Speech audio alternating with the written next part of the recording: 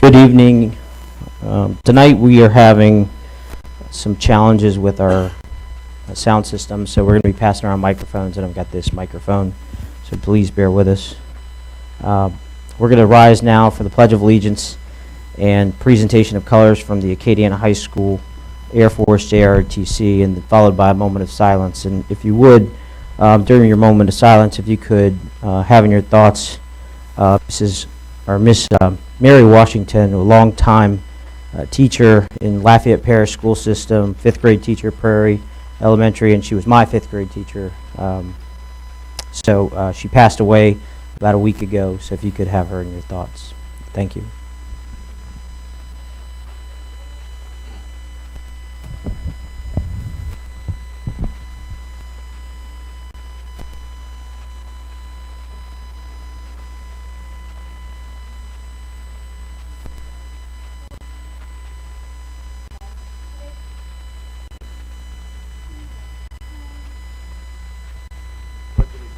To the flag of the United States of America and to the republic for which it stands, one nation, under God, indivisible, with liberty and justice for all.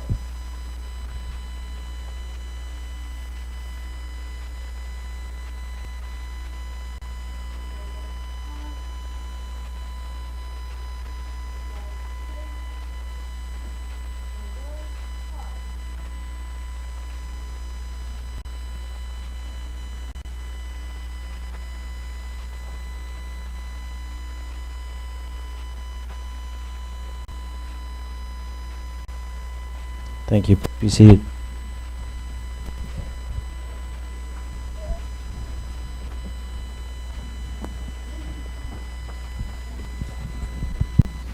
First item on the agenda tonight is opening comments from the superintendent.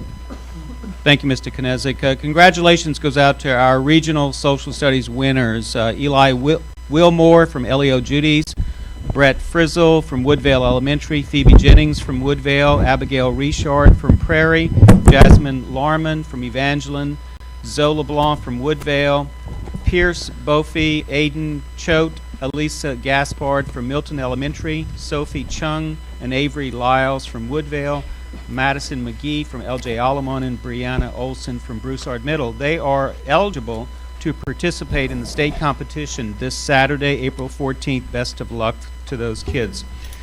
Ove Como High School Visual Arts Academy senior and advanced placement studio painters took 3 out of 4 awards at the 5th annual National Plein Air Painting Invitational Juried Competition hosted by the Shadows on the Teche.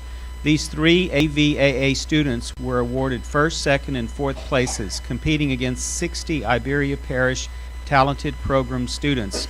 The juror is internationally recognized plein air painter Eric Koppel.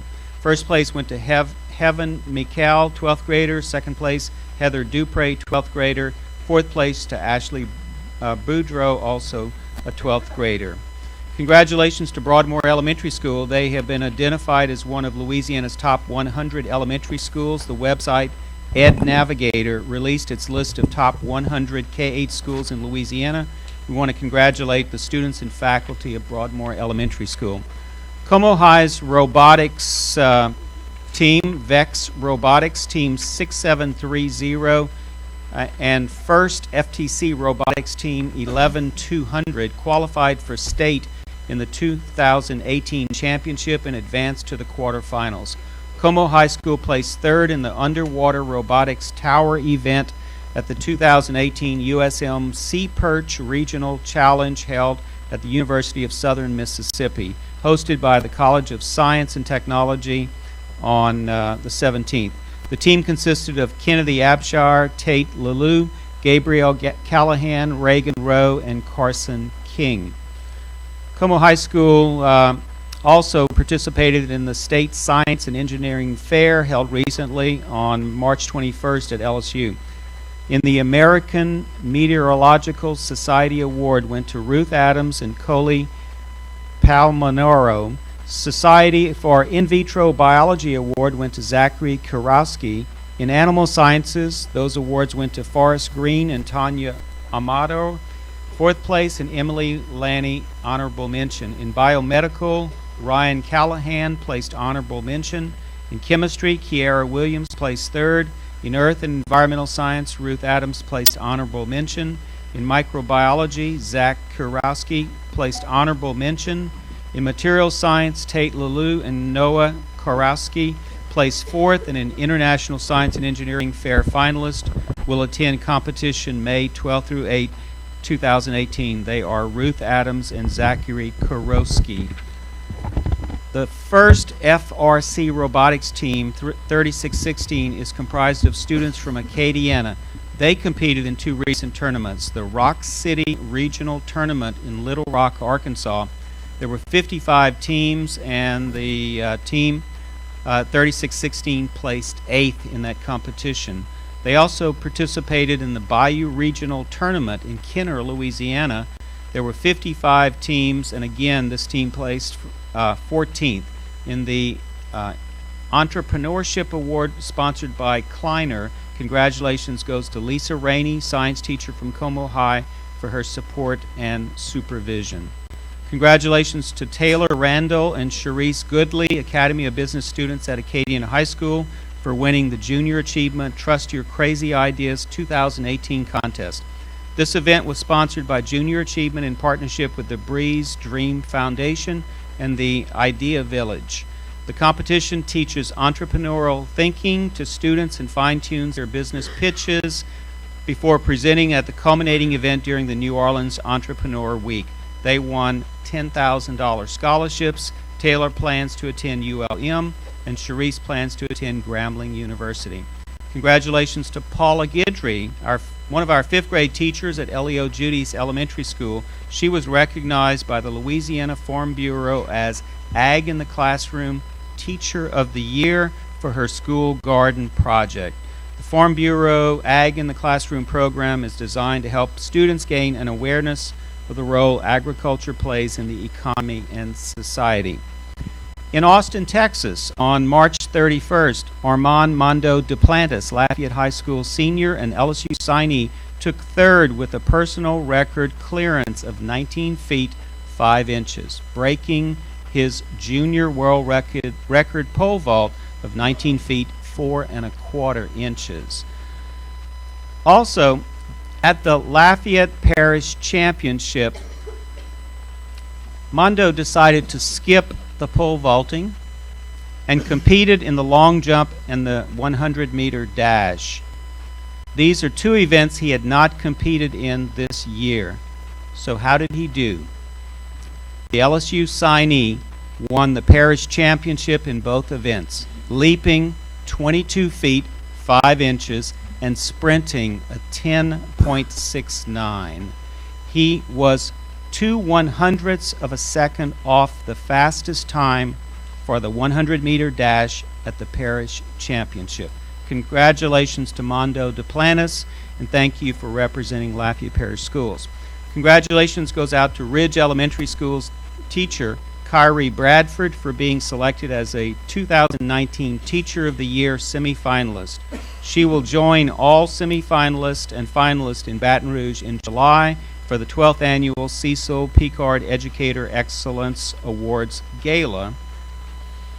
The LPSS Superintendent Scholarship Golf Tournament took place Monday, April 9, at the Farm in Carencro. There were over 110 golfers who participated in the tournament. This is the largest number we have had in several years.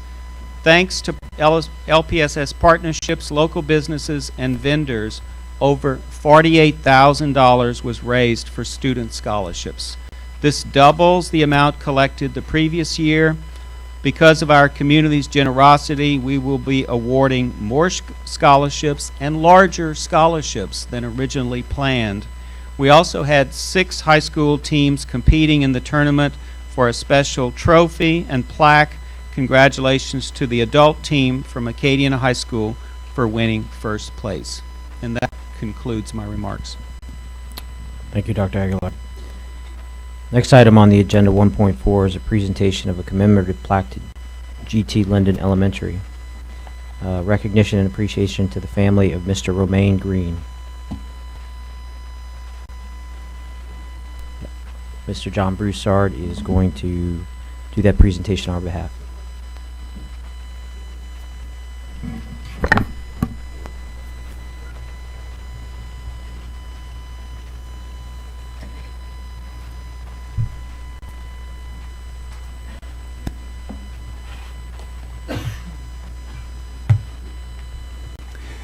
Good evening, ladies and gentlemen, and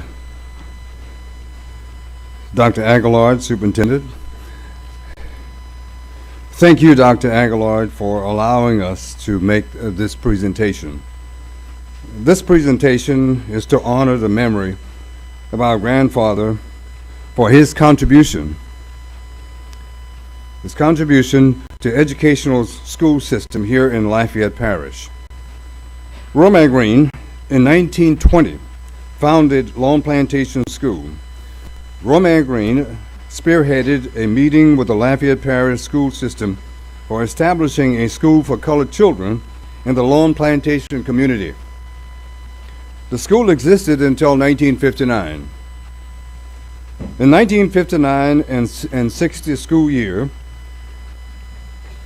the two schools, Lawn Plantation and Youngsville Negro Elementary, were consolidated. The name was changed to Green T. Linden in 1965 and 66 school year.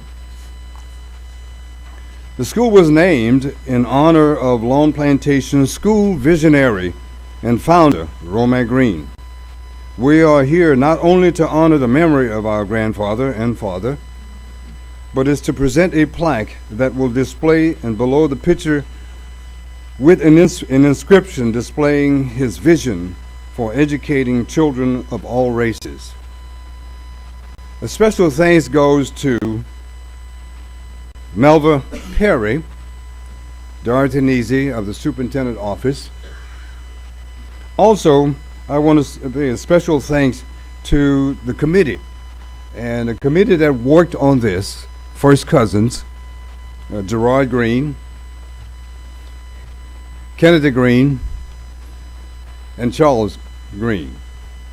Also, on the school board website, if you would go into the website today for schedule the agenda and click on it, and you will see a booklet that Kennedy Green put together for you to see what Lawn Plantation School actually looked like and the children that attended the school. And also, I want to give a special recognition to the direct descendants of Romaine Green, and that's the only aunt that we have still living, and is Catherine Green Baptiste.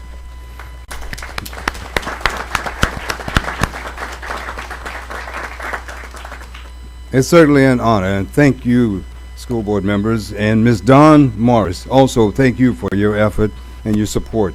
When I called on her, she immediately responded, and she represents me in the 7th district, so I want to make sure. And Mr. Hidalgo, thank you also for responding as well.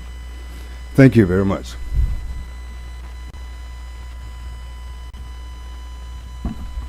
Members of the board and the public, this plaque will be presented to Principal Cherie Fontenot from GT Linden School. It reads, Romaine Green, 1872-1961.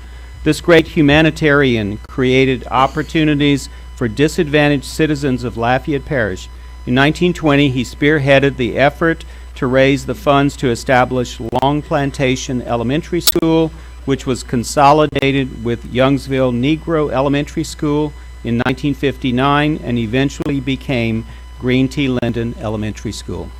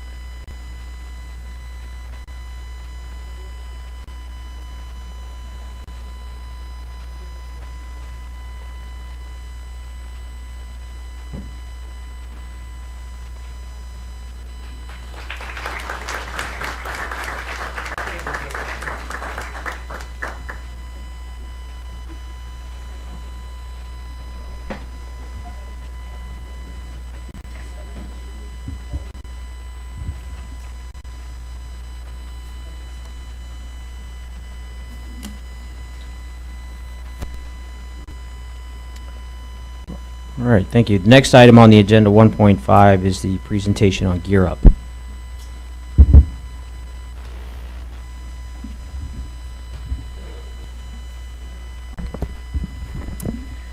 President Kanisa, Dr. Aguilar, and members of the board, thank you so very much for giving us this opportunity to update you on the past year with Gear Up.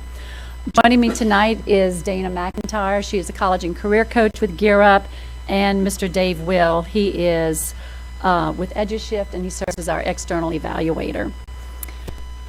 You also may recall that Gear Up stands for Gaining Early Awareness and Readiness for Undergraduate Programs, and we provide valuable educational experiences for Gear Up students and for their families as we help them prepare and plan for post-secondary education. The district was awarded its first Gear Up grant in 2008, and we are currently operating off of our second Gear Up grant. We're in our fourth year. We have two cohorts that we started with in 2014, beginning in 6th and 7th grade. We follow them through middle school, through high school, and into the first year of post-secondary. We're currently in our fourth year serving 9th and 10th grade students at Lafayette High, Karen Crowe High, Northside High, and Acadiana High. First, I want to highlight the document you received. This past year, Brian Aber and I were privileged to have served really in a year-long District Leadership Institute that was sponsored by INSEPT. INSEPT is the parent organization that oversees all of the Gear Up initiatives in the country.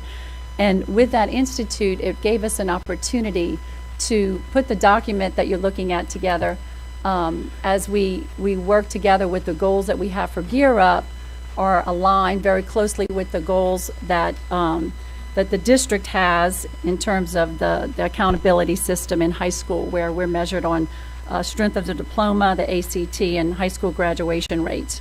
So together we kind of put this piece together. It kind of shows the strengths and opportunities and threats and success of Gear Up. One of the most powerful things with Gear Up are our partnerships. We have numerous partnerships. We're really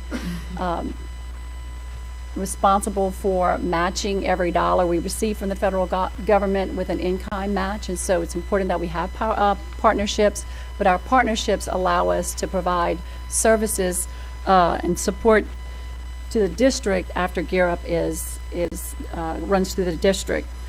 Of course, some of the challenges, just getting more parents connected to the initiative early on so that they can take advantage of things we have to offer, and really the mindset of the students and parents that they can enter into and be successful in post-secondary education. But the opportunities exist that allow us to again, just really work closely with our principals and our high schools and our middle schools with creating a college-going culture and a culture of excellence. So with that, I'd like to invite Dana McIntyre to provide you with just an overview of what we've been doing at Gear Up this past year, and then Dave will talk a little bit about the Gear Up data and why our district needs a program like Gear Up.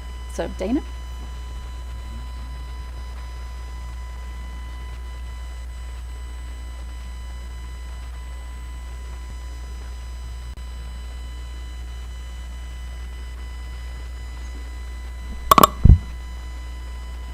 So basically, Tracy stated our mission. We collaborate with partners to provide these educational experiences for our students to prepare them for post-secondary.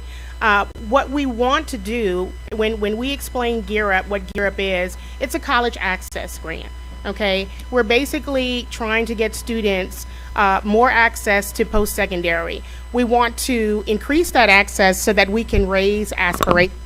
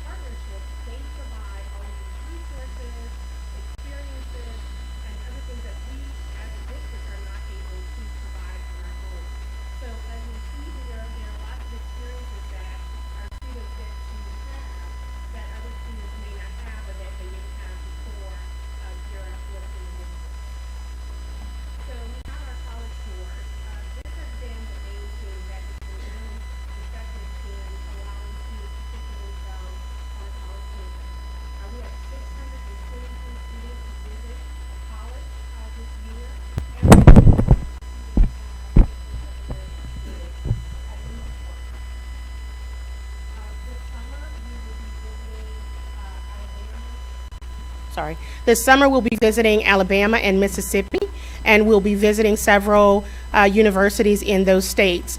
When we select students for these tours, we select them on the premise that they, if they were looking to enter those schools today, this year, that they would be eligible to do that. So we're looking at raising aspirations and telling these students, you want to visit these universities, let's look at what it takes to enter these universities, and we select students based on that criteria. This year we had 768 students experience an engineering experience with Dr. Chris Carroll. Just talking about his story as a Gear Up student and how he came from poverty to being an engineering professor at the University of St. Louis. We had 1,552 students participate in our Smithsonian interactive presentations. We have science experts that are brought down by the Smithsonian Institute, and they have interactive presentations with our students, both 9th and 10th grade. And so the students are able to look at careers that they may not know exist or are possible, and they have an opportunity to ask questions and just get a hands-on experience with some type of science presentation. This year we started our coding club. We have 30 students so far in our coding club. The coding club was sponsored by Texas Instruments and CGI and also UL. And we're hoping to increase the amount of students that we have who are exposed to STEM initiatives. And one way we do that is bringing the students to the campus, and we have partnered with the computer science department at UL and giving them exposure to the campus, the facility, and also college students and professors who are working with that particular club. We had students go out to Louisiana University's Marine Consortium. 126 students went out to that facility. They were able to work with marine biologists, go out on a boat, look at specimens, an experience that most students don't get to have. So it's critical for students to have these experiences and broaden their horizons. We have our HEAT Club, which is our hands-on exposure to algebraic topics. We had 32 students who competed in December, and then we will have another group of students to come out to UL in May to also compete. 147 students got to go on our Explore Saturday sessions, different things like photography, coding, culinary, nutrition, EMT, lots of different career areas that they can look into. We had 126 students experience our Improving the Blank Page. We have a professor from UL, Dr. Toby Daspit. He created this club where students are able to express themselves and also become more proficient in writing. Recently, we had 5 teams to compete in the Congressional App Challenge. Our teams put together apps, and one team from LPSS did win, and they will be traveling to DC on tomorrow to display their app.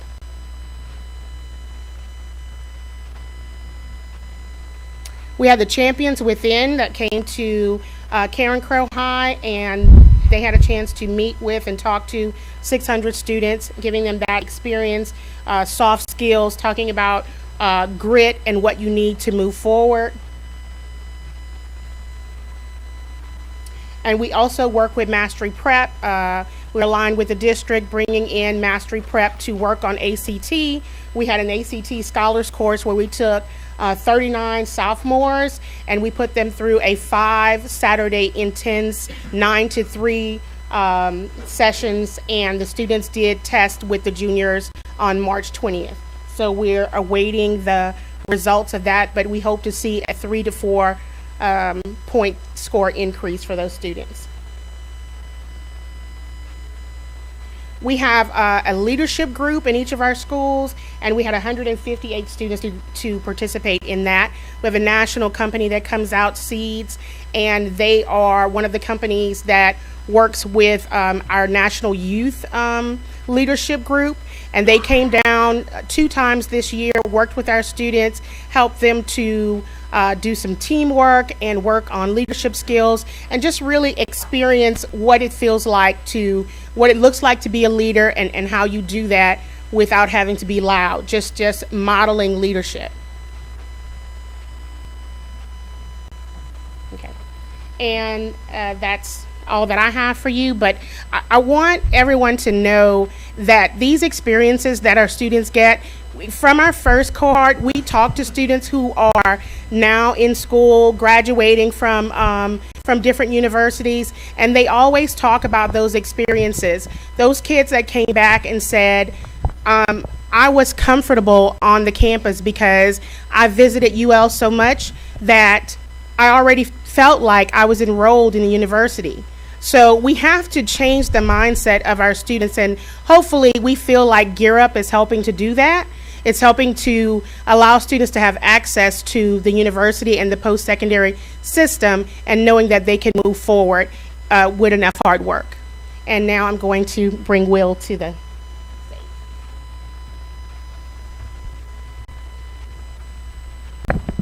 So all those services combined are designed to change the trajectory of students, particularly those underrepresented in post-secondary education, to increase their aspirations for post-secondary enrollment and to prepare them to succeed once they do enter some form of post-secondary education. The 2008 grant served a cohort of students that were originally enrolled in 5 different middle schools in Lafayette Parish. Students from grade 7 and grade 8 were served. As that grant came to a close, the primary outcome of Gear Up is, of course, to increase the enrollment rate of underrepresented students in post-secondary education. Enrollment rate comparisons are pretty compelling. In 2014, when our 8th graders in the first grant were eligible to enroll in post-secondary education, Gear Up students enrolled at a rate of 54%. Non-Gear Up students within the district who graduated in the 2014 class, enrolled at a rate of 56%. So an achievement gap of only 1.3%. The second cohort, our original 7th graders from the first grant, the class of 2015 Gear Up students enrolled in post-secondary education at a rate of 55%. And their peers who were in non-Gear Up schools enrolled in post-secondary education at the rate of 56.7. Again, achievement gap of less than 2%. Now this is compelling on its own, but when you compare it to the next data point that I'm going to share with you, it really shows the power of Gear Up. The class of 2016, our most recent data for post-secondary enrollment, students from Lafayette Parish weren't served in that cohort with an active Gear Up grant. Gear Up eligible students, those who would have been eligible to participate in Gear Up had a grant been operational at that time, enrolled in post-secondary education at the rate of 53.5%. Non-Gear Up students enrolled at a rate of 64.7, an achievement gap of over 10%. So the difference between Gear Up cohorts compared to their peers and then non-Gear Up years shows the tremendous power of Gear Up and the implications for all of those comprehensive services on the enrollment rate of underrepresented students in post-secondary education. From an evaluation standpoint, that's interesting because it shows that the combination of services offered here through Gear Up funding are having a meaningful impact on underrepresented students and really changing the culture and post-secondary aspirations of those students and families. Thanks. All right, thank you. Next item on the agenda is 2.1, Human Resources Personnel Changes. Ms. Thibodeau? Excuse me, I skipped something. Update on the, sorry, 1.6, update on the improvements to the WD and Mary Baker Career Center, Ms. Samick or Ms. Olivier. Good evening, Dr. Aguilar, President Knizik, board members, Robin Olivier, Director of Career and Tech Ed. I come to you tonight to give you an update on the work that we've been charged to do at the WD Mary Baker Smith Career Center. We've been working very hard to evaluate the facilities and to evaluate the current programming. We have worked with our workforce partners, with One Acadiana, with LEADA, with our workforce board, to look at the data of our economic indicators in our community to see what occupations are on the rise. And comparing them with our Jumpstart offerings in the district, we've determined that it would be in our best interest to add new programs that would give students skills to go out into the workforce to be prepared for entry-level positions. So for the upcoming school year, we're going to be adding to the current offerings, offerings in emergency medical technician, manufacturing. Manufacturing is our construction craft area, and also in computer science and robotics. We know that those three areas of healthcare, technology, and manufacturing are booming in Lafayette, and we think this is definitely going to do a service for our students to give them the skills ready, again, to go out into our community. Facilities, we've looked at the building, we've made some adjustments where they need to be made. We've cleaned out old classrooms with antiquated material. I think we've actually used 3 dumpsters so far to remove some old material that needed to be removed. We'd like to come back to the board to talk about reframing the Career Center as a state-of-the-art facility that offers innovative programs. As you can see on the one-pager, we have a suggestion of trying to keep our name as WG Mary Baker Smith as a facility, and then be able to capitalize on the individual programs that are located there, such as the Edward J. Sam at WD Mary Baker Smith. And we'd like to propose to possibly come back and talk about the Career Center having a name that's more reflective of the courses that are offered there, that are more in line with technology and innovation, that fits the direction that we're moving. I shared with you the courses. We are happy to say that our early, very early projected enrollment definitely is on the rise. We know that we have some work to do to continue to promote the Career Center in this new frame. We're hoping to provide our community with informational sessions, with orientations, with walkthroughs of the facility so they can see what we've done to provide this world-class facility to our community. We also plan to expand not just to our community, but once we have a world-class center offering computer science and robotics courses, to have a place where we can invite our regional partners to come in to receive training. We already have something planned for this summer, working with the science department and Dr. Shauna Law to bring teachers from our district in to provide them with some training. And we want to continue to expand that to bring in other entities from around the area to come in and to use our facility and position Lafayette Parish to be world-class in this state-of-the-art Career and Technology Center. So I'll open if anyone has any questions about the work that we've done in the direction that we're moving. I just have one question. What recommendation are you coming up with for names? Again, focusing on that technology and innovation, one possibility that you see on the paper there is iTech, so that we would be innovation and tech, so it'd be iTech. In East Baton Rouge, they're actually building a center they're calling their C-Tech, kind of the similar concept. In North Louisiana, they actually have Bossier Parish Technology and Institute for Students. It's BIPSTL. Again, just trying to make sure that the public and our community and our parents and students understand we're still career and technical education, but career and technical education has advanced. It's not just blue collar. It's not white collar. It's kind of a gray collar in between something in technology and innovation. Thank you. Thank you. Mr. Broussard.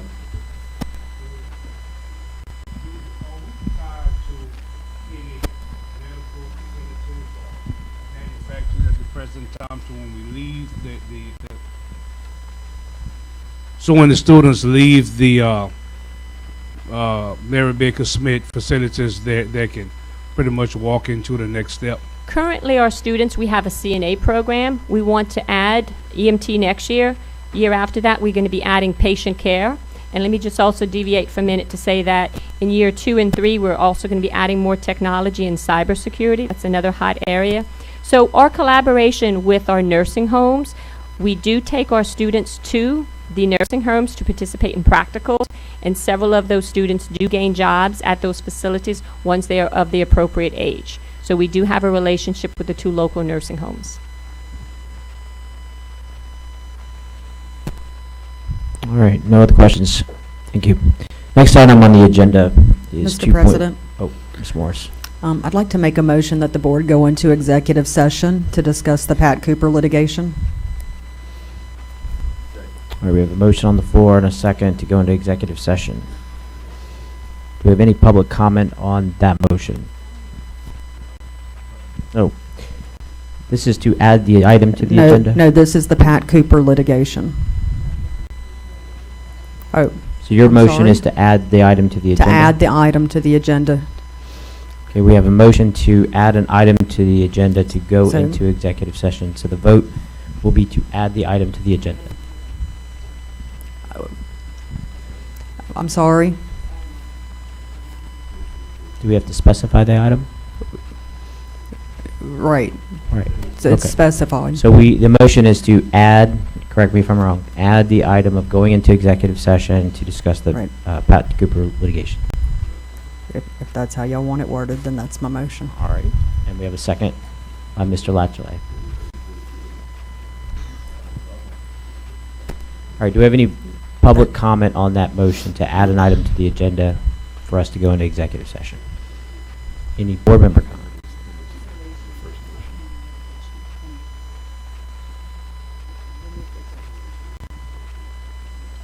The motion should say for consideration of pending litigation.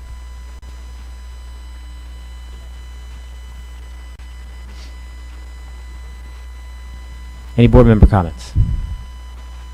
As soon as we get the motion up, we'll call for the vote.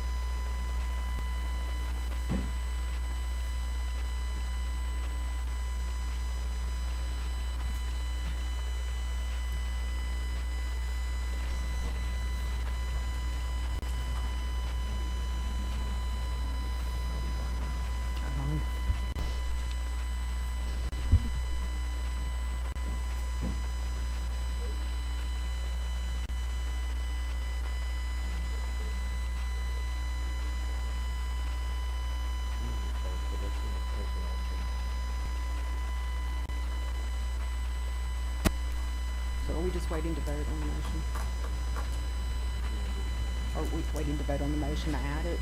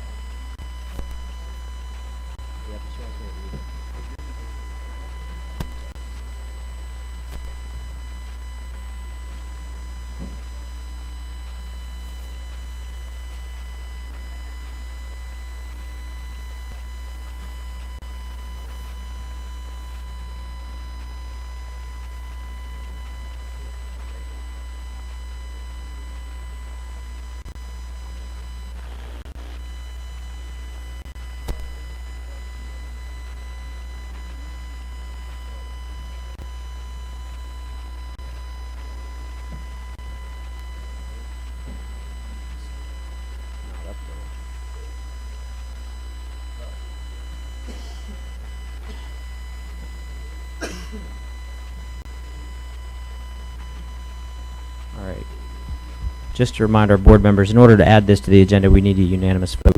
The motion is to add an item to the agenda for consideration of pending litigation in the matter of Pat Cooper versus LPSB suit number 2017-096815 JDC.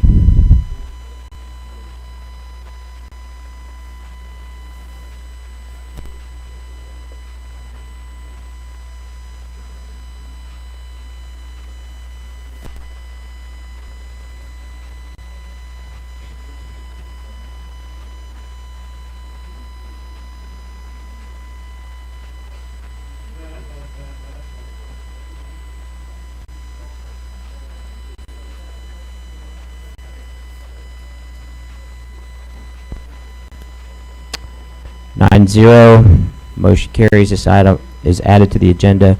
Next item on the agenda is 2.1, Human Resources Personnel Changes, April 11th, 2018.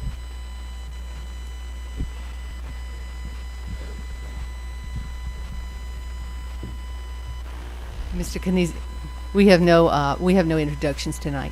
Thank you. All right, now I'm going to read the consent agenda. We're going to do the consent agenda, and then we're going to go into executive session on the other matter, hopefully. I recommend you refresh your screen so that we have the most updated agenda.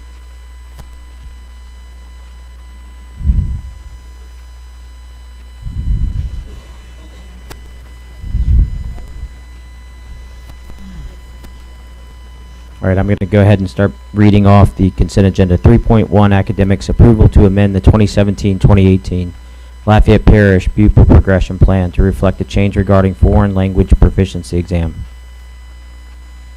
3.2, academics summer programming. 3.3, approval for early obligation and release of funds for middle school math initiative for summer professional development. 3.4, academics early obligation and release of funds for textbook and consumables. 3.5, academics early obligation and release of funds for robotic program. 3.6, academic human resources school improvement transformation zone redesign grant. Pull that one, please. That was Ms. Morris.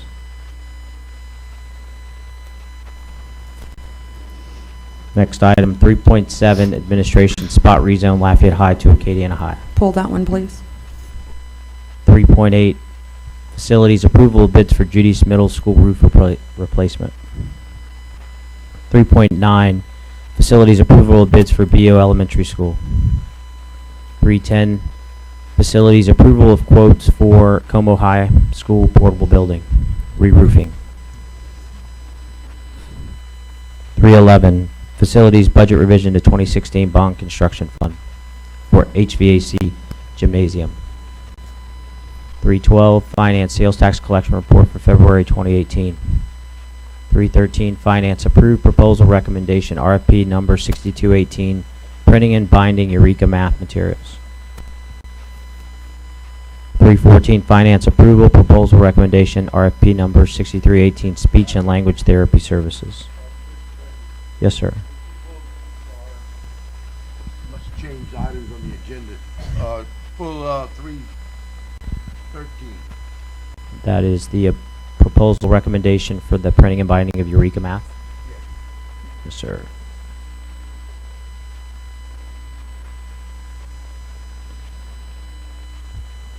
Okay, we are on now.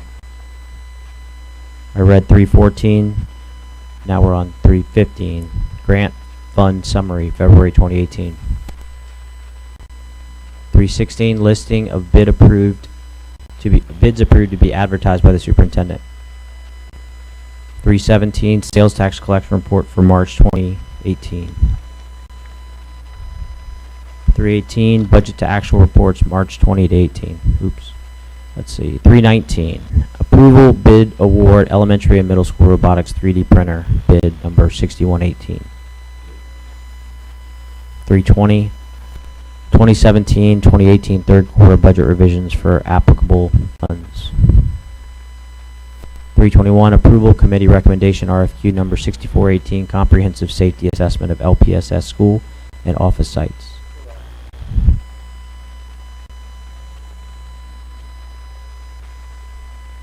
322, updated project listing bond and pay-as-you-go. 323, updated preliminary FY19 general fund budgeted revisions and assumptions. 324, resolution 0418-1929, preliminary approval of the issuance of bonds for $3 million sales tax.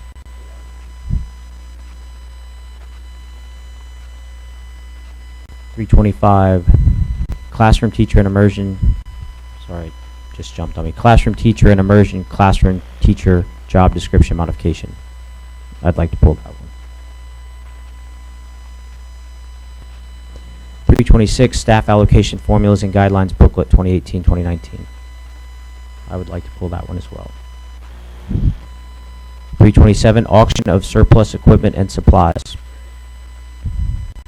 328 is a strategy, that is not going to, 328 is a strategy session and or action concerning threatened litigation. We'll pull that one. 329 is the new agenda item that we just added, so we will pull that one. Yes, sir.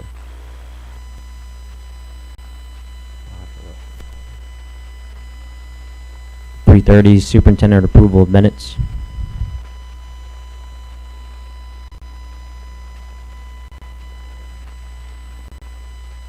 Okay, so we're just in summary. I've got 36, 37, 313, 321, 329. I believe that's my, I'm sorry, that's 324. 325, 326, 328, 329 have been pulled.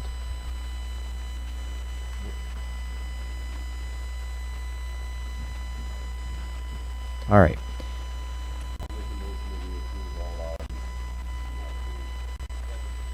All right, we have a motion on the floor to approve all items that are not pulled. By Mr. Latchley, second by Mr. Angel.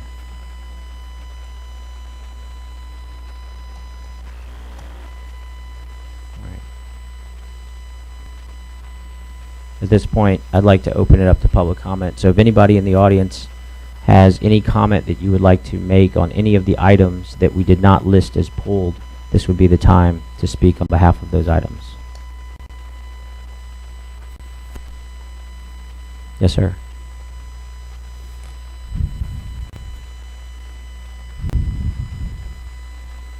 Hello. Hey, so 3.1, I believe, was the changes to the pupil progression plan for foreign language. The way the revisions in here that are going through, I don't have any problems with the way that they are specifically structured. My question more is for the immersion students. So the way it's set up now for immersion for 7th and 8th grade, they take either French or Spanish 1 and 2 for high school credit, but they're not taught at that same curriculum that typical high school, foreign language class is taught. So, just so for example, so I have an 8th grader that's going to be going to Lafayette High next year, and he's going to be carrying 2 Bs into high school, which is going to affect his GPA and TOPS eligibility and college application eligibility as well. So I'm glad that the kids get the opportunity to have those classes early on, but the way it's structured with the curriculum, it's so different than my neighbor's kid who's going to take French 1 in 10th grade and learn how to count to 100 in his days of the week in primary colors and get an A in the class. My kid's writing essays, with proper verb tense in 7th grade as a 12-year-old who gets a B. And I don't see how those classes should really have the same, carry the same weight.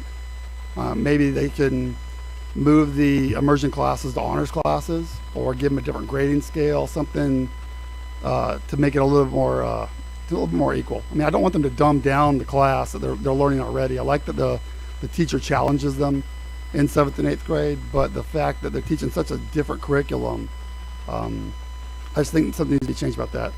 I was hoping that they'd also be able to take the same proficiency exam that's suggested here. But apparently if you're already enrolled in a high school class, then you can't take a proficiency exam to override that grade, which I've been told that this evening. But as it stands right now, I've got a third grader, and I will absolutely pull her from French immersion at this point for middle school and let her take the proficiency exam, you know, coming from a different middle, after going through one of the other academies for the exact same class, high school credit, you know. It's, again, it doesn't really change kind of what y'all are voting on tonight, but something does need to be changed between the vastly different curriculums between the immersion high school credits and the actual high school classes. Thank you. That's my 2 cents.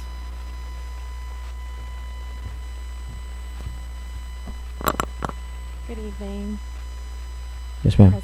I was called.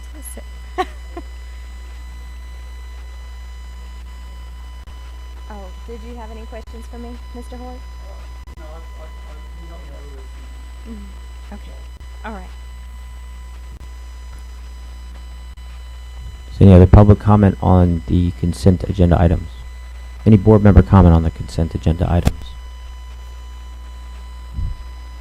I have one question. Item 3.14, I do not see, I see the evaluation criteria and scoring, but there's no dollar amount associated with the award. I don't care to pull it, I just want to know how much we're spending. 3.14.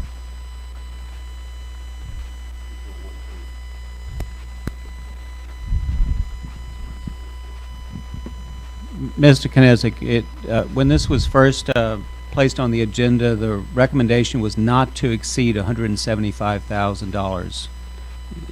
In my opinion, that's a cap on the fees, and it's going to be based on, obviously, on the need and the time involved in that, but that was the understanding, not to exceed $175,000. Thank you. Any other board member comment? All right, Madam Secretary, I see the vote's up, so we'll call for the vote.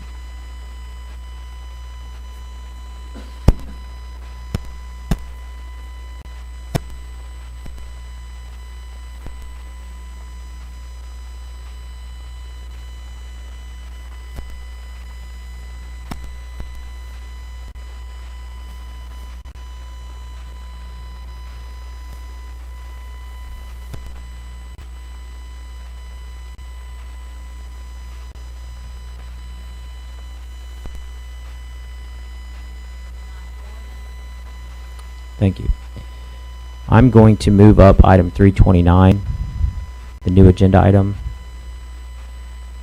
and 328. Mr. President, I move that we go into executive session to discuss the threatened litigation and the Pat Cooper litigation. We have a motion and a second to go into executive session. Any public comment on this? Madam Secretary, I'll call for the vote. I'll call for a voice vote. All in favor? Aye. Aye. Any opposed? Thank you. We'll be back.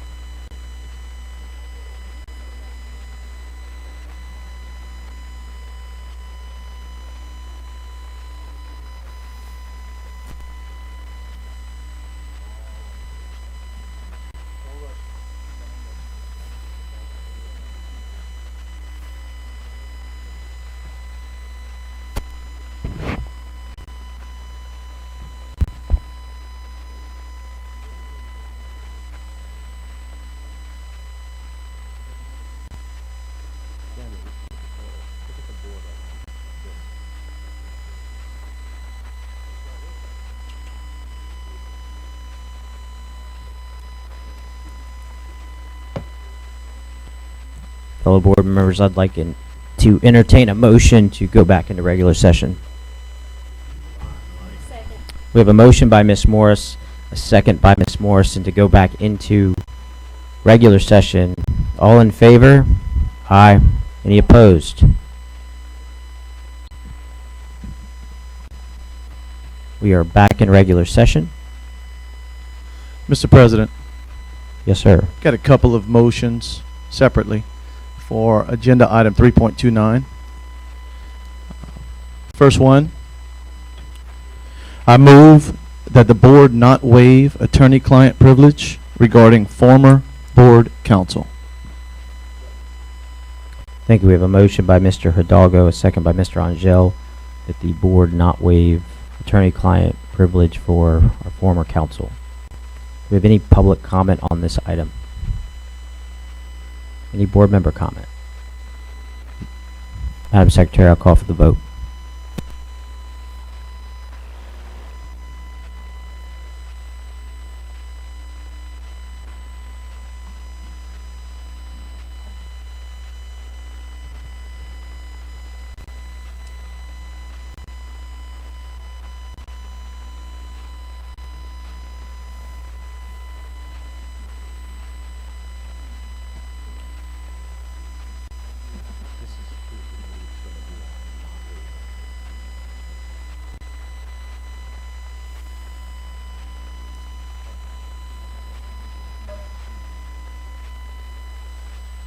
Madam Secretary, do you have the language of the motion?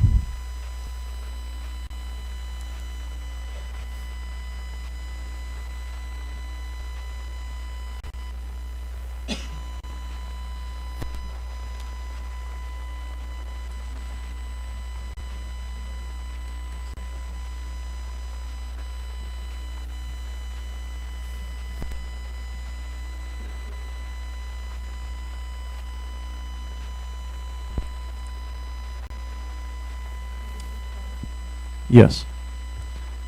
I move that the board not waive attorney-client privilege regarding former board counsel.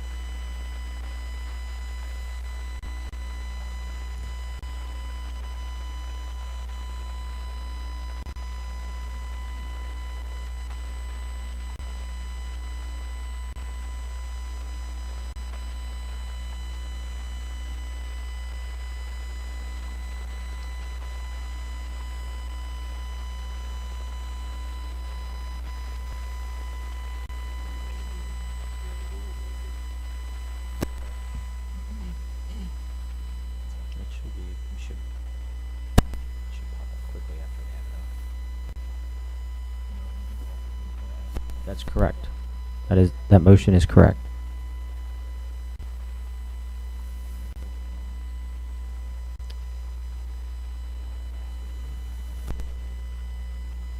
In case I didn't previously, does anybody in the public have any comment on this motion? The motion is that the board not waive attorney-client privilege regarding the former board counsel. Any board member comment? Madam Secretary, call for the vote.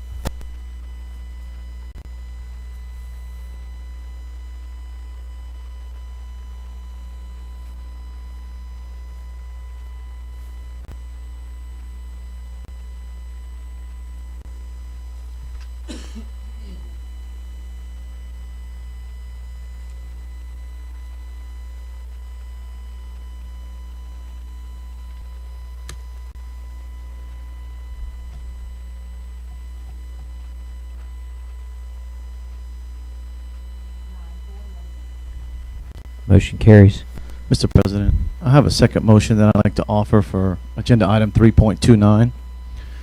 I move to accept the recommendation of council regarding Pat Cooper versus Lafayette Parish School Board, suit number 2017-0968, to offer Mr. Cooper salary and benefits for the remainder of his contract to include judicial interest. We have a motion by Mr. Hidalgo. Second by Mr. Latchley.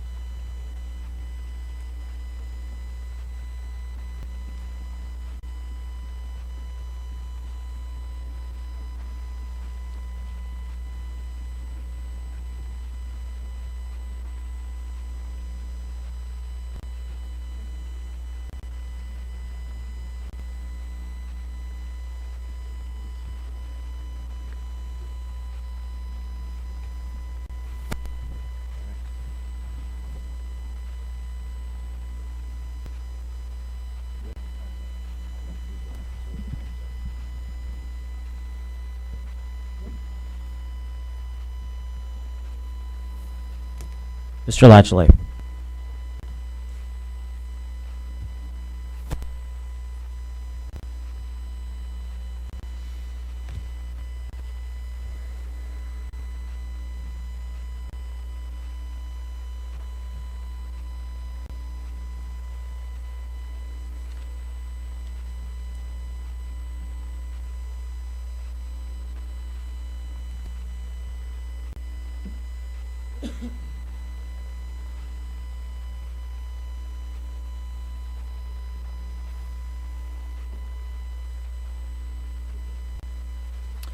All right, the motion on the floor is that the board move to accept the recommendation of council regarding Pat Cooper versus LPSB suit number 2017-0968 to offer Mr.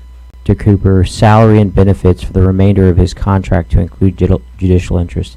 At this point, I'll open up the floor to any public comment on this item. Any board member comment on this item? Madam Secretary, I call for the vote.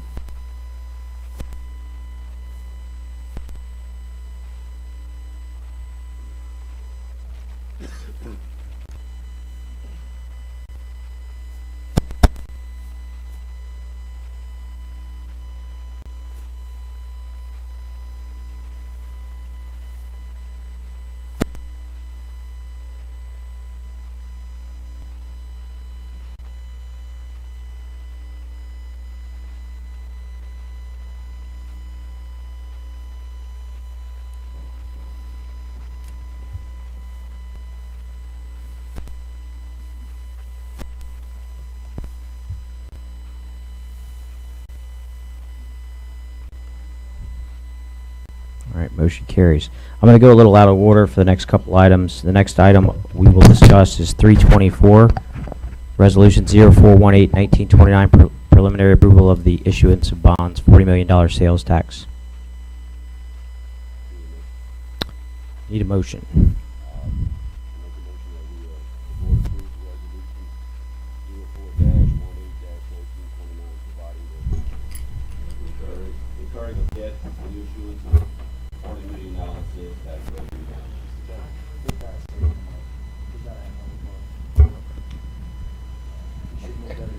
You know I'm not scared of a microphone.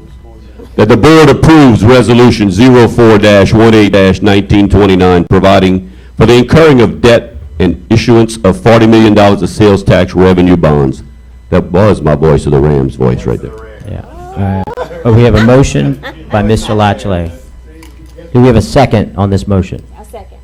Ms. Morrison is the second on the motion. Do we have any public comment on this motion to approve a resolution to issue sales bonds for sales tax?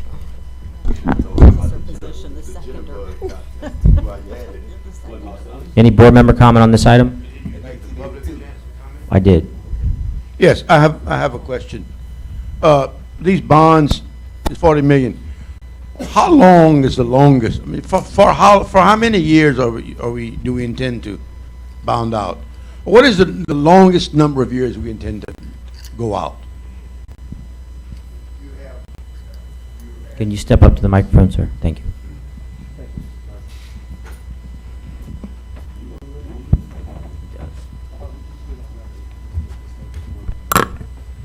You're asking, this resolution would ask the State Bond Commission for their approval of the issuance of not exceeding $40 million of bonds and not exceeding 40 years. But you don't have to go to any of that extremes. You can issue fewer bonds and you can issue for fewer years. You just can't issue more than 40 million or go more than 40 years. So, Mr. Osborne, we have it's going to come before us. My concern is if you issue bonds to construct something and you go out 40 years, the structure might not be any more good and we're still paying on the bonds. I'm concerned. That's my concern. I believe, we're putting this in there right now because you're hopeful of having an opportunity to sell bonds to rural development. And they have a program where they would purchase bonds up to 40 years and at right now, I think it's 3 7/8 interest. So you have the opportunity to take advantage of that program. But if you go on the market, you will probably want to issue bonds over a shorter number of years because the interest rate might be too much to go 40, and so you might want to go shorter, and that's been your history in the past. Except for the last rural development issue, you've issued shorter bonds than 40 years. So we'll have an option at that time? Yes, sir, and it will come back before you and for your vote. Thank you. That's all, Mr. President. Thank you. Any other board member comment on this item? Madam Secretary, call for the vote.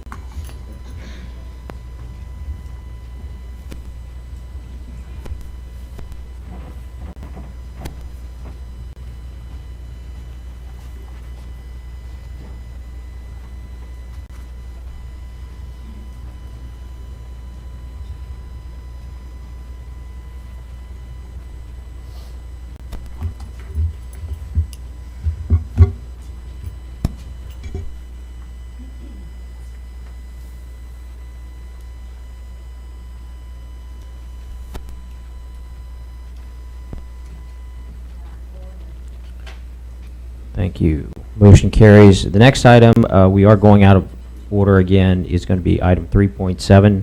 3.7 is a spot rezone Lafayette High to Acadiana High School.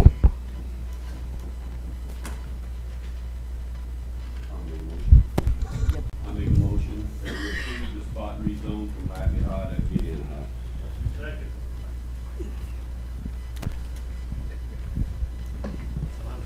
I'll give you the voice again. That we approve the spot rezone from Lafayette High to Acadiana High. Motion by Mr. Latchley, second by Mr. Santani to approve the spot rezone from Lafayette High School to Acadiana High School. This time, open it up to public comment. Any public comment on this item? This is the time. No public comment. All right, any board member comment on this item? Ms. Morris. All right, I pulled this item because I don't agree with it. I have several concerns, and I'm going to vote against it. One of the overriding goals of this district, of this board, has been to eliminate Butler buildings in the district.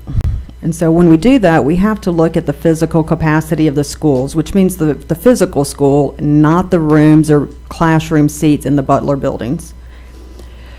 Now, I understand that part of the rationale for moving or wanting to move these kids from Lafayette High School to Acadiana have to do perhaps with fights, or that at one time in the past they were zoned at Acadiana. But when we're looking at the numbers and considering our goal of eliminating Butler buildings, we have to look at the capacity numbers. So as of October 1st of 2017, this current school year, the permanent capacity at Acadiana High School was 1,300 seats. They currently have 1,600 plus students enrolled, and most of those are zoned students. There are only about 250 out-of-zone students attending Acadiana. So even if we took the out-of-zone kids out, they're still over their physical capacity. Right. Lafayette High School has a physical capacity of 1,920 seats. In October of this year, they were at 2,173 students. About 900 of those are out of zone. So, I don't know, about 1,200 or so are zoned students. Staff has been able to project the beginning of the next school year at Lafayette High School in fall of 18, a student enrollment of 1,850, and that's including the out-of-zone students. That brings Lafayette High School, without doing anything, below its permanent capacity. And some of the out-of-zone students at Lafayette High School are what we call the admin rule kids. Those were the kids who were allowed to stay if they were at a certain grade level when we did prior rezoning. So in the next couple of years, those kids will have graduated and will no longer be at Lafayette High School. So over the course of the next couple of years, if we don't add any academy seats and everything stays as it is, the population at Lafayette High School is going to be well below its physical permanent capacity. Como is not part of this motion, but the same thing. Right now, its physical capacity is just under 1,200. They have around 1,500, 1,600 students. But because of changes that we've already instituted, over the next 2 years, their population will decrease to below its permanent capacity. So I don't understand why the board would now say, we're going to take 200 kids that are zoned for Lafayette High School, which will be under its physical capacity in the next year or two, and we're going to add those as zoned students to Acadiana High School so that the zoned students exceed the permanent capacity at the school by several hundred students. It goes against what this board has been working for a couple of years in eliminating Butler buildings.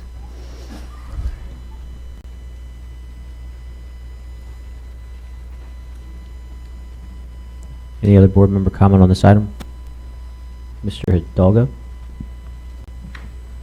Dr. Aguilar, I would like to know the justification on moving the students to a school that is already, given the fact that we've had the rezoning, we're 1 year in, we haven't given it the 3 years that we suggested that it would take to wash out.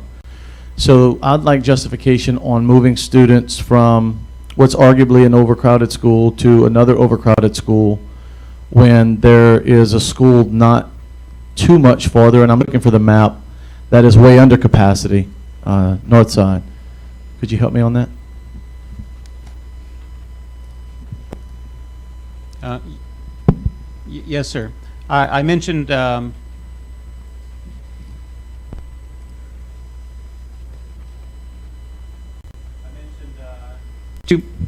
2 meetings ago that board members needed to advise me of any recommendations for any spot rezone. We brought to the board's attention several months ago a spot rezone for Northside High School. The board chose not to make that, approve that spot rezone. We also brought to the board's attention an spot rezone option for Live Oak Elementary School. Again, the board chose not to approve that spot rezone. This request came from board members to be placed on the agenda. I will be happy to bring to your attention any request from board members for spot rezoning. The staff will crunch the numbers and will try to give you best recommendations. In terms of Acadiana High School receiving those 109 anticipated students, it's my understanding that they will not be overcrowded. David Lejeune is not asking for an additional building to house those students.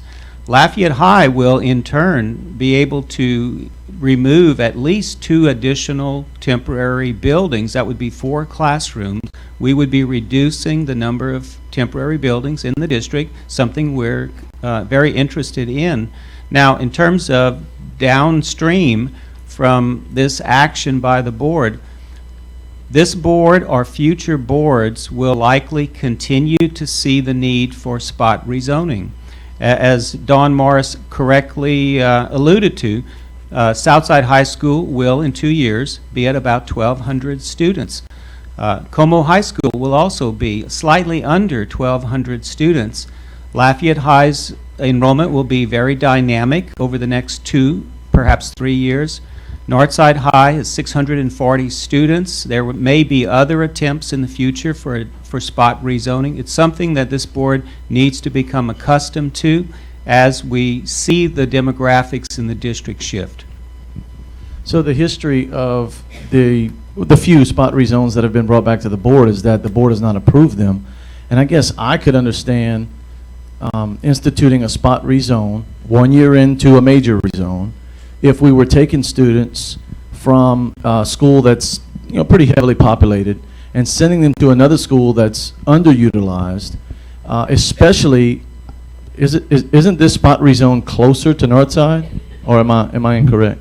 No, it's actually very, very close to the existing Acadiana High Zone. Because that's not my question. And historically, those subdivisions went to Acadiana High School. I understand. I'm just looking at University Avenue, Cameron Street, and I-10.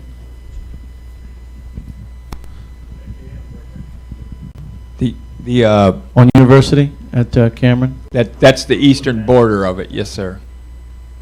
The spot zones we brought up earlier in the spring, late in the winter, were east of that. Right. I'm sorry. I wasn't asking about the zone. I was asking about the schools themselves. Not the zone. I see the zones. Okay.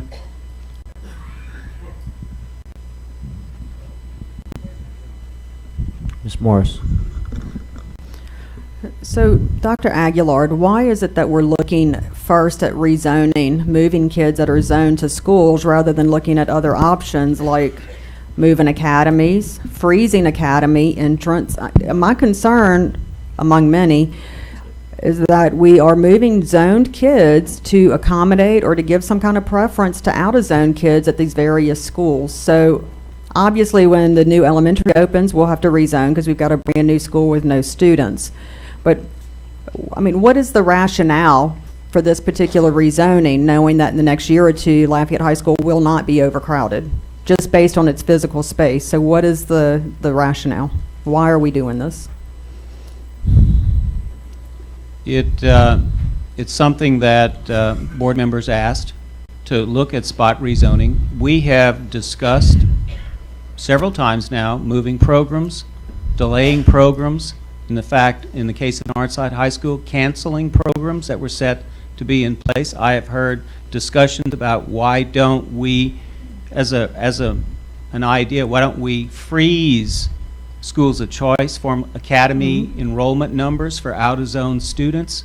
There are a number of ways to regulate population. The most logical and easy for people to understand is you attend the school where you are zoned.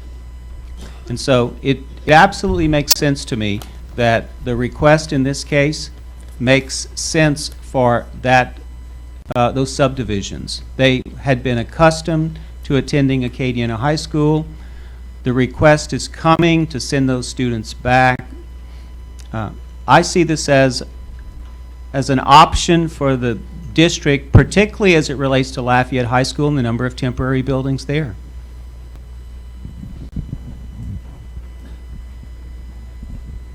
All right, any other board member comment? Mr. Angel. So the end result, Dr. Aguilar, if this motion were to pass, would be we would reduce the number of temporary buildings in our system by 2. Period. We're not going to add any at Acadiana. That's correct. We're not planning to add any additional buildings at Acadiana High School. They have capacity to add those 109 students. Lafayette High would have 109 fewer students. That's 2 buildings. Dr. Shassel. Yeah, real quick. Before I got here today, I was very clear on how I wanted to vote on this one. So let me help make it a little easier for everybody here. There's 2 issues at play here. There's one being capacity and what we have and what we don't have. And there's a second issue with which, to my understanding, is what's occurring at Lafayette High, right? Right. So the elephant in the room is that there's conflicting groups of kids that seem to be getting into it quite often. So somebody help me out. At what point did this group of kids formally attend Acadiana High? Does anybody know? 2 years ago, 3 years ago? Last year. Okay, so last year.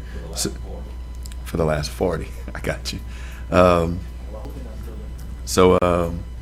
And listen, I understand what everybody's saying about proximity versus, and I don't want to say it, but it's not even good kids versus bad kids. It's everybody has to understand that, yes, we live in Lafayette Parish, but within Lafayette Parish, we have Macomb and Vise and Fightonville and Crop and Himbola and Four Corners. Y'all familiar with Himbola, right? Okay. So this small group of kids, whether or not they're aware of it or not, are representing something that maybe they understand or don't understand, and they just happen to be getting into it. So it's not good kids versus bad kids. It's nobody's fault here. So I don't want anybody to place. We're just trying to do the best thing for the most amount of kids. So it's either leave them at Lafayette High and they continue to get into it, move them somewhere else where it's safe and they won't get into it with them, move them to another school where we were concerned about them getting into it with the other kids. So there's no real right or wrong. I just understand that. I understand Ms. Morris's point about capacity.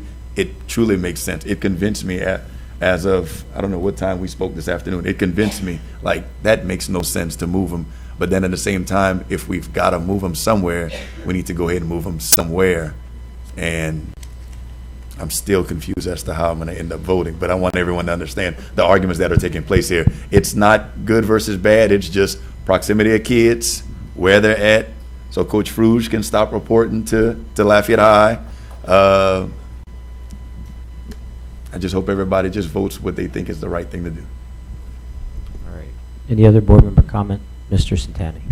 Yeah, I was really just going to reiterate what Dr. Shassel ended up saying, because we sat here 2 months ago, and the rezone was for Fightonville, which for those that aren't quite aware is the downtown side of the university from, correct me if I'm wrong, from Congress Street up to Willow, right?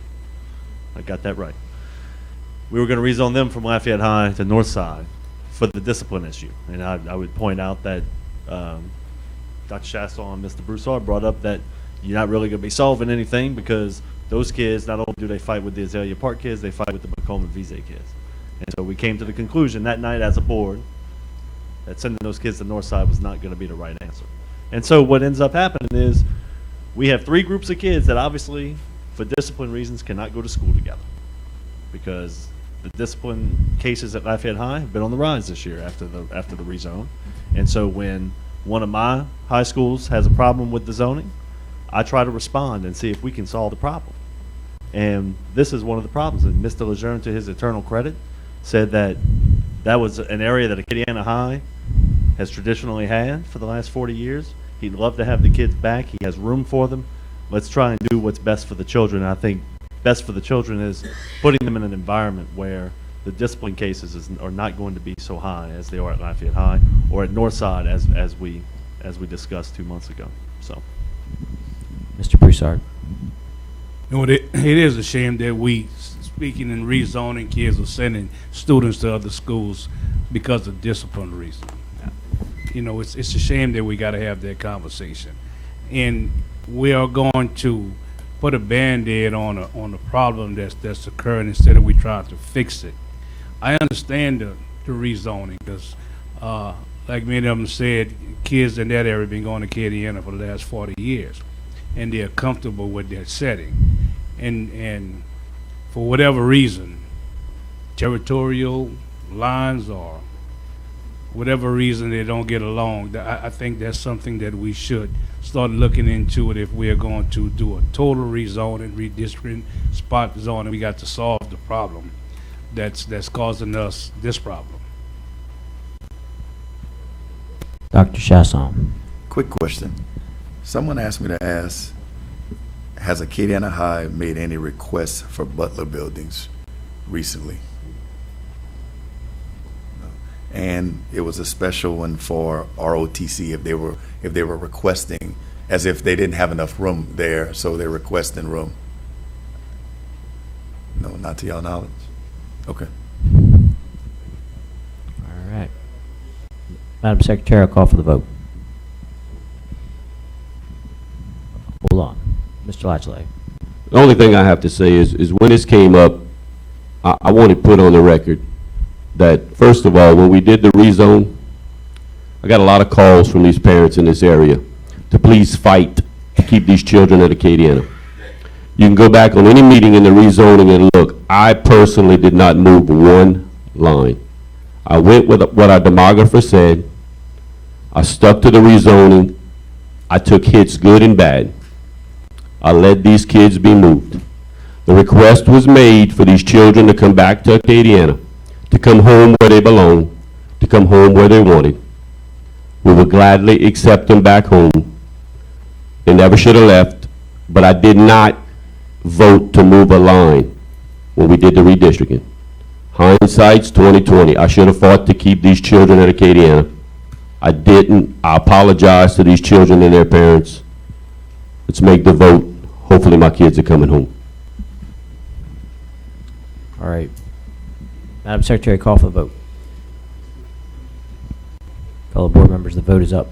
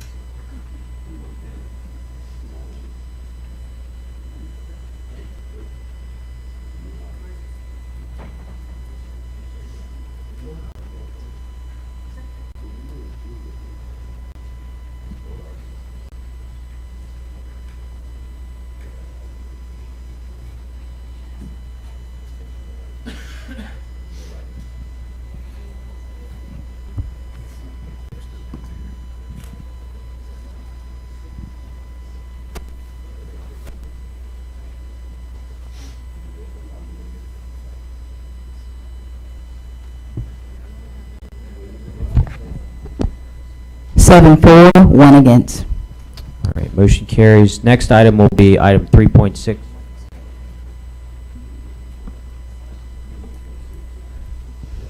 Is the Transformation Zone Redesign Grant. Mr. President, this is a very compound agenda item, so I'm going to make a series of motions if we can do that and then discuss them separately. So basically, this is blending two different things: the organization or creation of the transformation zone, and then the reorganization of the academic department. So the first motion I'm going to make is to approve the transformation zone organizational chart, which is under the attached document that's titled Transformation Zone PPTX. All right, we have a motion on the floor to approve the transformation zone organizational chart. With a second by Mr. Angel. And Motion by Ms. Morris. And I just want to point out that on this particular attachment, there's 3 different organizational charts. 2 of them have to do with the academics department, so those are not part of this motion. It's only the transformation zone organizational chart for this motion.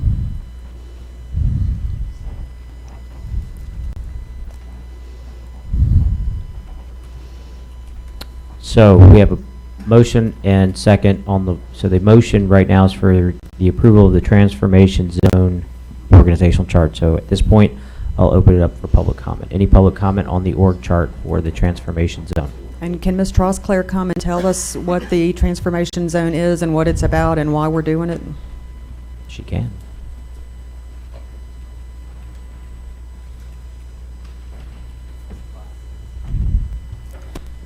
President Knezik, members of the board, and Dr. Aguilar, thank you for giving me an opportunity to talk a little bit about how the transformation zone came about and why it came about. So in December of 2015, President Obama reauthorized a 1965 Elementary and School Act, which is now called ESSA. ESSA stands for Every Student Succeeds Act.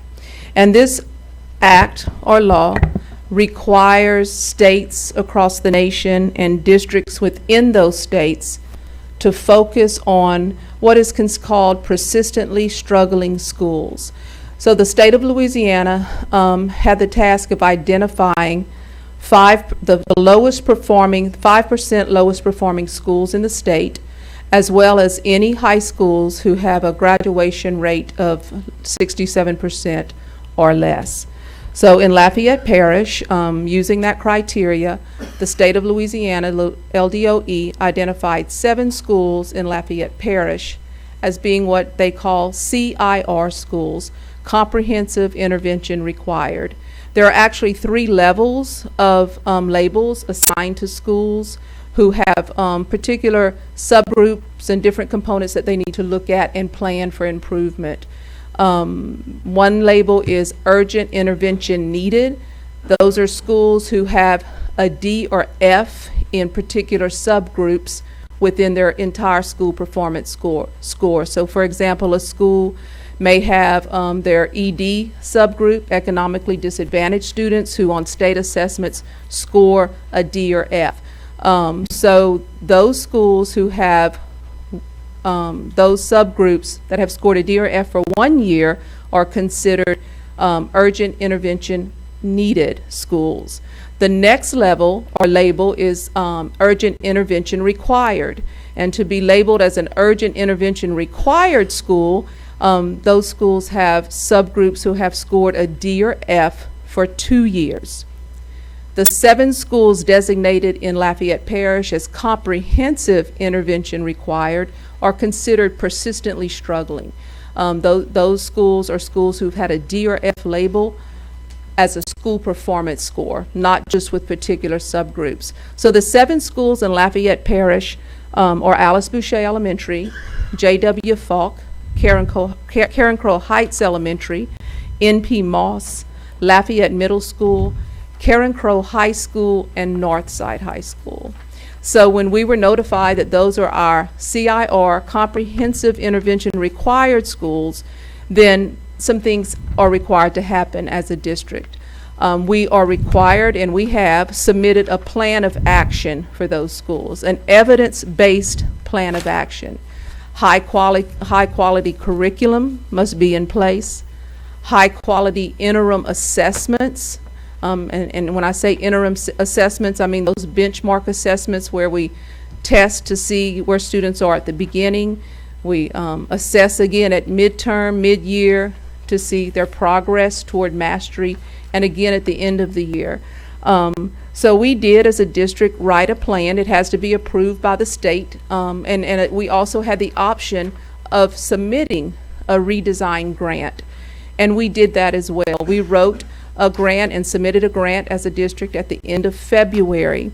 And some of the components of that grant, we had to focus on some required portions. And so the state said for us to even be considered to receive any funding for those 7 comprehensive schools, we had to have high quality curriculum in place, and we had to have high quality assessments.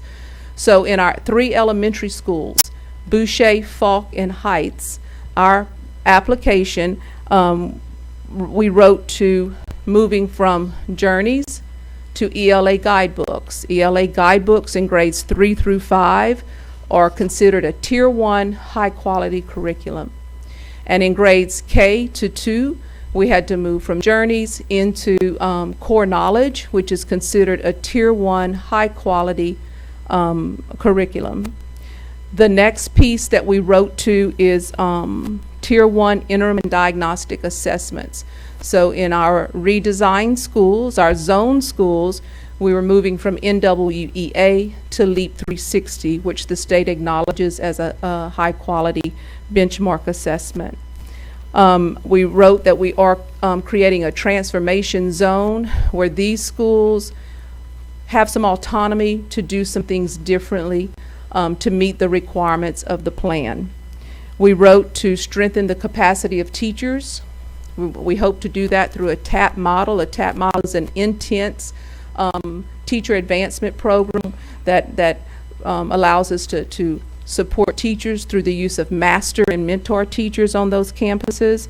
We need to increase teacher recruitment and certification. And at a district level, we've already moved to do some of those things. For the last couple of years, our 3 emerging schools, the 3 elementary schools, we have priority staffing. We were able to interview and hire a little bit ahead of the other schools. We were taken out of the displaced equation to where we're not sent teachers who maybe aren't at the capacity that we need in our schools. So we submitted that plan and that application.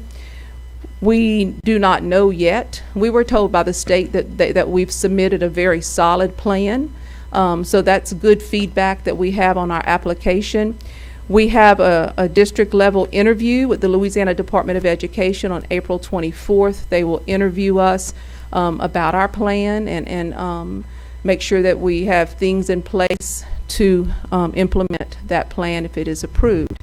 Funding, as far as for funding, we will know in May if Bessie approves our plan.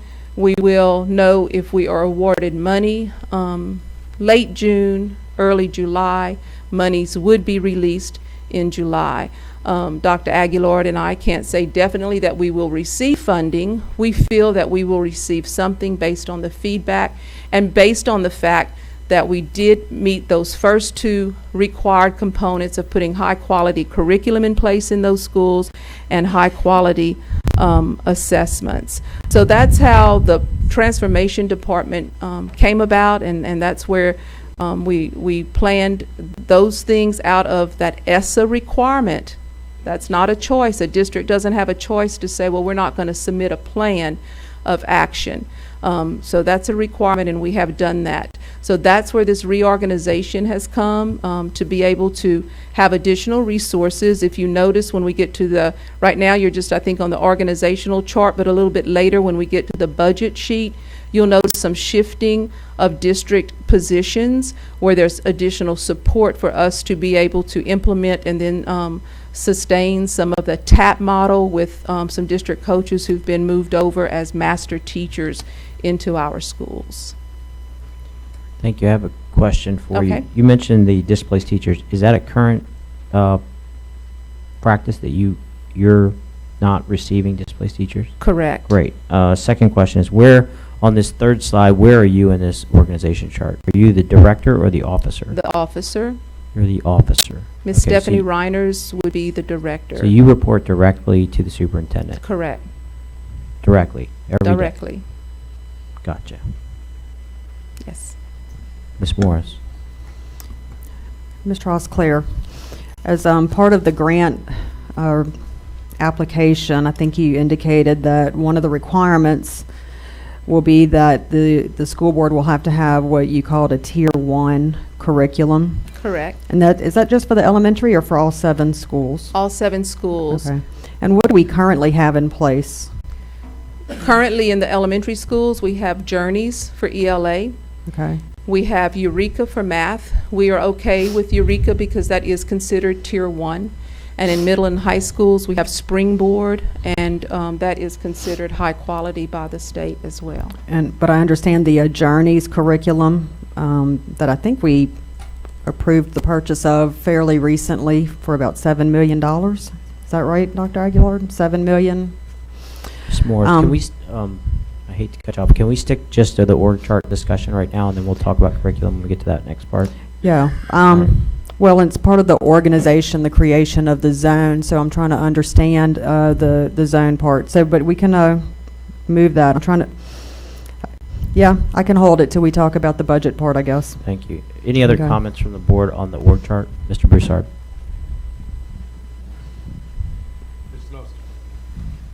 Mr. Oscar, are we limited to 7 schools? Are we limited to that, or that's what we chose to do? That is what the state designated. Those are considered the comprehensive. Those are the schools that have the most intensive needs. So we have to focus first on those. The state does suggest that districts look at the schools labeled as urgent intervention needed and urgent intervention required, because we do have schools that are labeled at those next levels, and to work with those schools to develop plans ahead of time as a proactive measure that those schools don't move into that comprehensive intervention required. So we're going to take a proactive measure to the schools that may fall into that criteria? I hope so. Yes. Ms. Morris? All right. And Ms. Trosclair, I know you named the 7 schools that are in the urgent category that'll be part of the transformation zone. But there are also, approximately 7 schools that are on the second tier, kind of the watch list? The urgent intervention required, yes. Right. So that's a total of 14 schools. So that's about a third of our schools that are either in the urgent, immediate, required care, and then the kind of watch list. So that's pretty significant. The other comment that I wanted to make is that I did spend some time speaking to somebody at the Louisiana Department of Education today to try to educate myself about the transformation zones, ESSA, and what's required. And what I was told is, now there are some districts who have entered into agreements with the state because they were at risk of having their schools taken over as part of the recovery school district. But a lot of the obligations in those agreements apply even for districts that are not at risk of being taken over, because what I was told is that the highest priority for the Louisiana Department of Education is to provide sustainability and support to the struggling schools and to these kids that are at high risk and who need the additional assistance.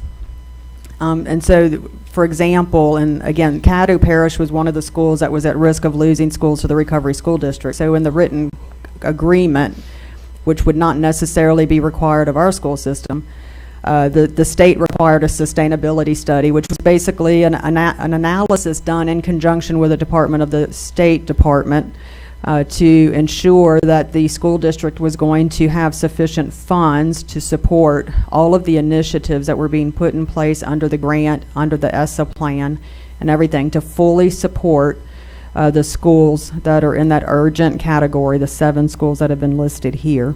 So this is all very significant, and I think that at some point, we won't get here tonight, but we're going to have to really look at kind of a long-term budgetary thing, as well as maybe differing rules as far as student-teacher ratios and different levels of financial assistance, so that we're meeting our obligations for the next 3 years for the state. Any other board member comment? Mr. Latchley? Ms. Morris, so what you're saying is you're in support of this? Absolutely. I think we have to support it by the state and by the ESSA plan. So what you're in favor is that the board approve the reorganization of the transformation zone? Right. The current motion is just to adopt the particular organizational plan for the transformation zone. But what I don't understand is if this is something you support and you want approved, why are we going bullet by bullet and not approving it? Because there are several things in here that are not part of the transformation zone, so I can't make a global motion. I'm going to pull some things out. I think we're going to get to the other things when we get into budget discussions, when we're talking about different cost centers. Okay, but that's not part of the transformation zone. It's only going to be maybe 2 or 3 motions total, okay? So the first one is just to get the organizational plan. So that's the motion that's on the floor. But I'm finished with my comments, so. Mr. Centani. So if we look at the cost spreadsheet where we're saying positions eliminated, positions added, I know the net cost of this is total $219,000. Are we, with this first motion, are we approving the right side of that, the positions added? Can anyone answer that for me?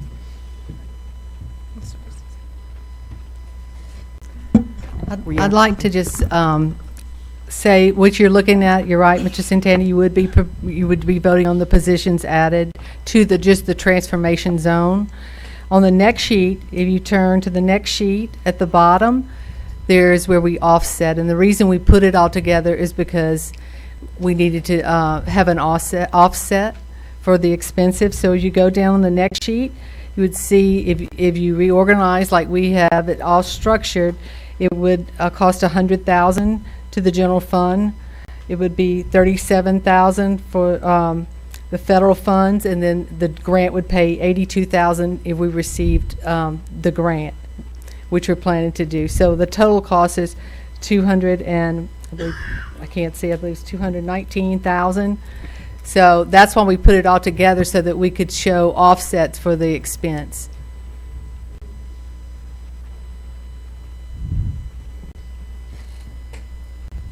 So I do believe philosophically that at least part of this would be best served to be considered next week at the general fund budget meeting.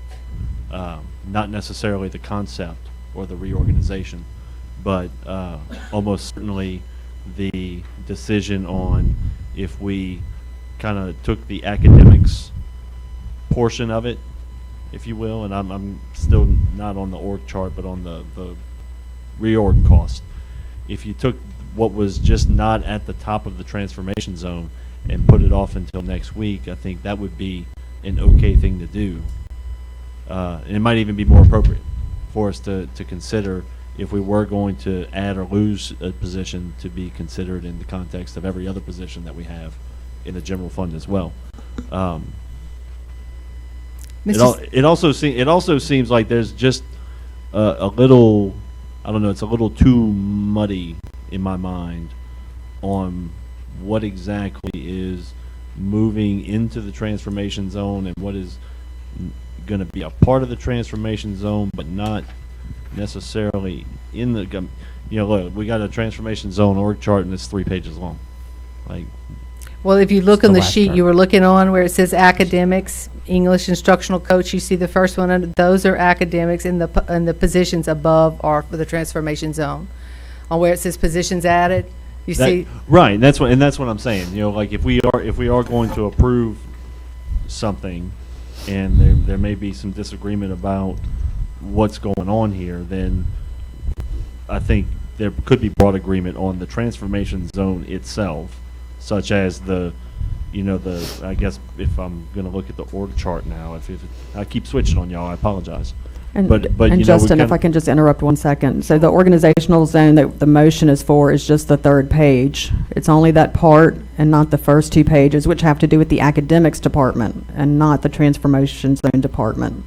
Okay, so the motion is to adopt the transformation zone organizational chart, which is page 3 of this attachment. And that does not include anything about content coaches or anything like that, correct? I want to just tell them. Correct. I think we're going to be talking about the academic department and those positions when we get to our budget meetings coming up. Okay, as we usually do. I think you and I are actually saying the same thing then. Yes. Yes, and so Mr. Centeni, I on apologize for the the on the miscommunication. organizational chart for the transformation zone, those positions of master teachers, those are positions that we currently already pay for. So academics is eliminating 8 district coaching positions, and those 8 positions now would become master teachers in the transformation zone. The additional 4 are instructional teacher leaders that we currently have in the 4 feeder pattern zones that we will do with transformation, the 4 TAP schools. So those are personnel that we currently have as well. But those master teachers are not new positions. Those are the 8 eliminated positions as district coaches moving into master teacher roles in our 4 of those 7 schools where we will implement the TAP model if approved. And Justin, after we get past this motion, my next motion will be to approve those new job titles, the master teacher and the different titles for the transformation zone. I'd just like to tell the board too, when I worked with Ms. Trosclair and I worked on this, we made sure that no one lost a position. These people that were in these positions are high-quality teachers that had moved up in the district with some leadership experience, and I worked with her to make sure there was a fit of who went to the schools. And the way we had organized it, no one would lose a position. Everyone would have a job. It's important, and we're real competitive with other districts, so we always want to be able to attract the best teachers and have a good reputation that we treat people well. So it's important to us that no one lost a job. So the way we worked it out, no one lost a position. Of course, we couldn't tell them anything officially. We were clear with them, but we thought we had to work the puzzle out, moving positions from academics to the transformation zone and leaving some coaches. And the way we worked out, no one would lose a job. So that's important for you to know. Mr. Latchley. Are any departments losing positions, like these instructional coaches? Like, let's say you have a special... Yes, the academics was losing 8 coaches, 8 positions. Right, so like your special education instructional course coach, or your 504 dyslexia RTI instructional coach, are these positions staying or are these positions gone? So those positions, Mr. Latchley, are not, those have nothing to do with transformation. That's in the academic realm. Right. Those are positions that are currently there. So like Ms. Dean's department, is she losing anything? Is she losing any of her coaches? Ms. Dean, if you look under academics, where it says positions added, and it has academics, these would be, the way it's organized today, Ms. Dean would stay, those coaches would stay. We have 2 ELA coaches, 2 math, 2 science, 2 social studies, 2 dyslexia, and 1 special ed.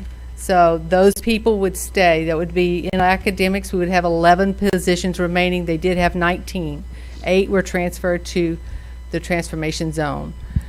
But everyone would have a position. Mr. Rosell.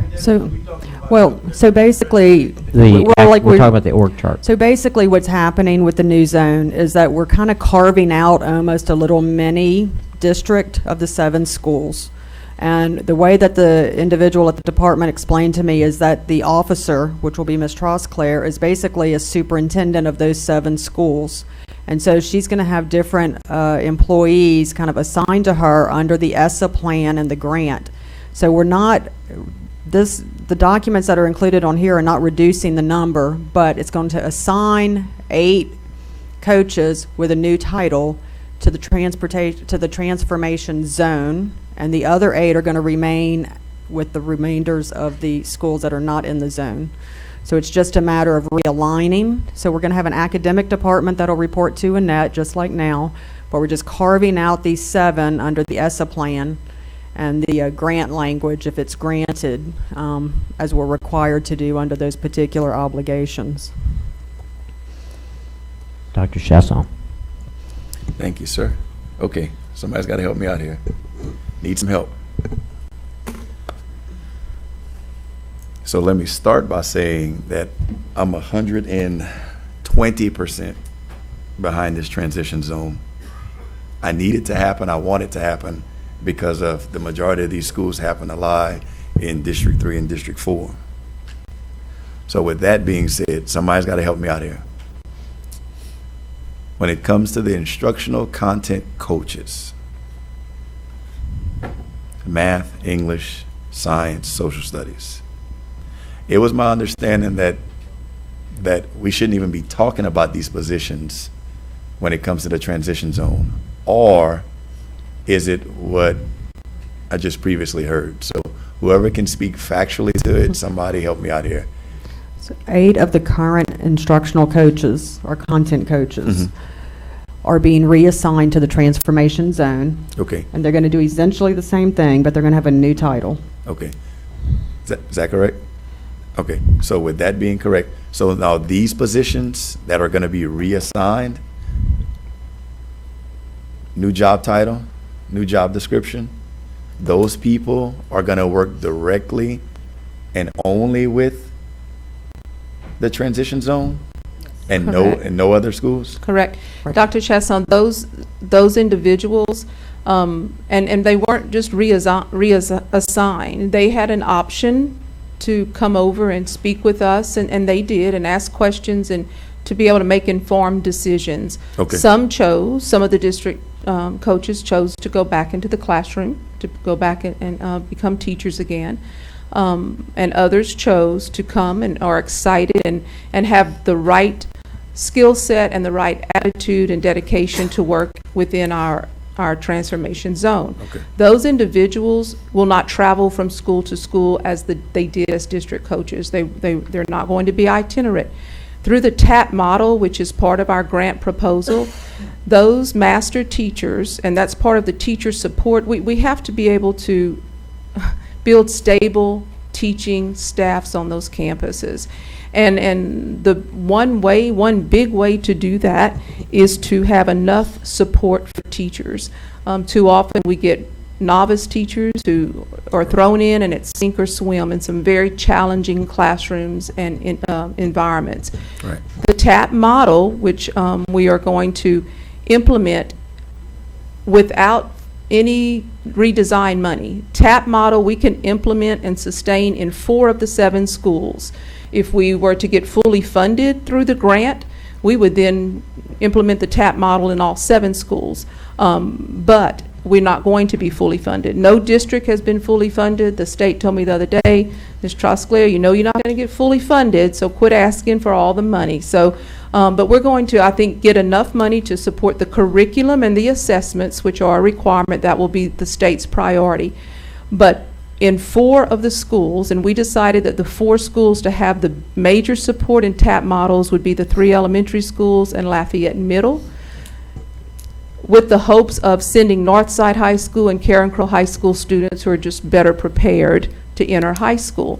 But those coaches now, which would be considered master teachers if you all choose to approve the plan, will be based on a school campus, and they work with clusters of teachers, 15 to 20 teachers each master teacher is assigned to, and that they become their master on that campus and when I say master teacher, that is their support. That person would work with them to help analyze data, help model lessons, help with discipline strategy. So those will no longer be itinerant. They are assigned to specific schools. Okay. Good. Okay. Still have the floor? You're in support of this, right? I'm 100. Can we vote on the org chart and then with her subsequent motions to approve specifics, then talk about some of this other stuff, just to keep the momentum going? Okay. All right. Not a problem. Madam Secretary, I'll call for the vote.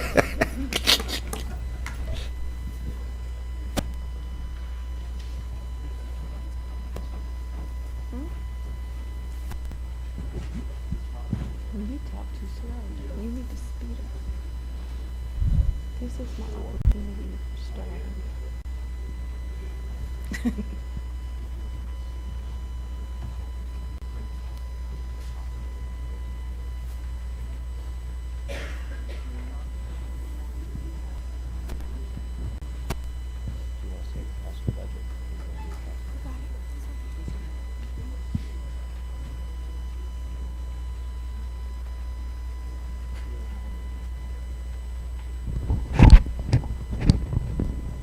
Nine for, none against.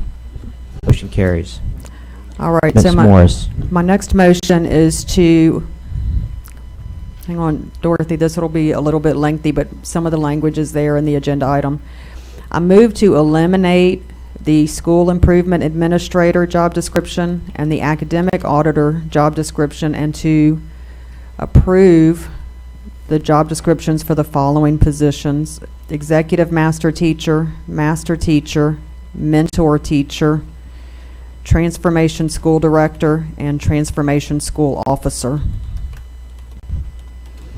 Second. We have a motion and a second. Those are all the job descriptions that are listed under the Transformation Zone organizational plan that we just adopted. We have a motion and a second to approve the job descriptions that are on the previously approved organizational chart. At this time, I'd like to open up to public comment. If anyone wants to make a comment on job description specifically for the new Transformation Zone, please come and talk now. No public comment. Any board member comment on the approval of the job descriptions that are associated with the org chart we just approved? No board member comment. Madam Secretary, call for the vote.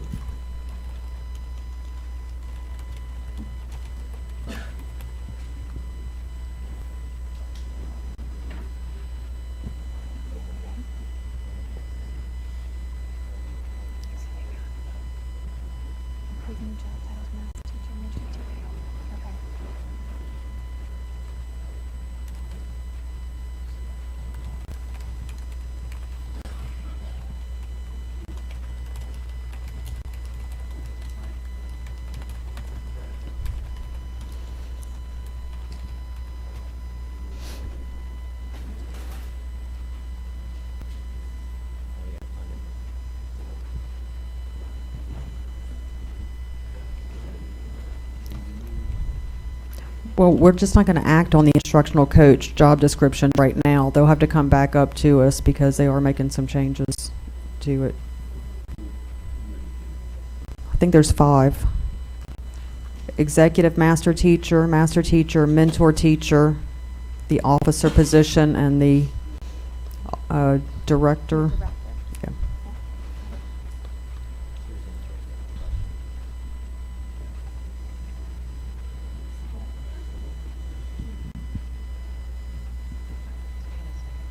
Who's the second?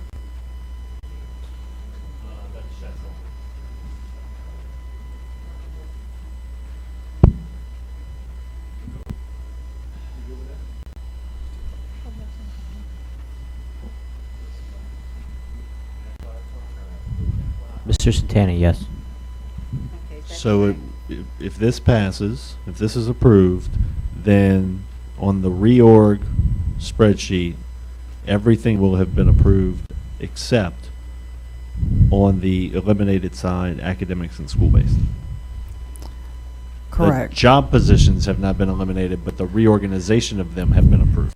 So the reason the instructional coach positions are up here, I understand, is they're increasing their number of days, which results in an increased salary as well. So that's why I think that part of the discussion will be part of our budget when we get to the academic cost center, perhaps. But they're not really part of the transformation zone, so they really shouldn't have been put with this agenda item, I don't believe.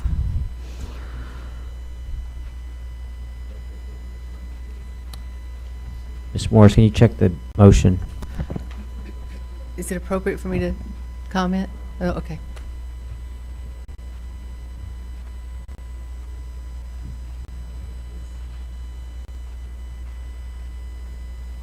Yeah, it looks right. Madam Secretary, call for the vote.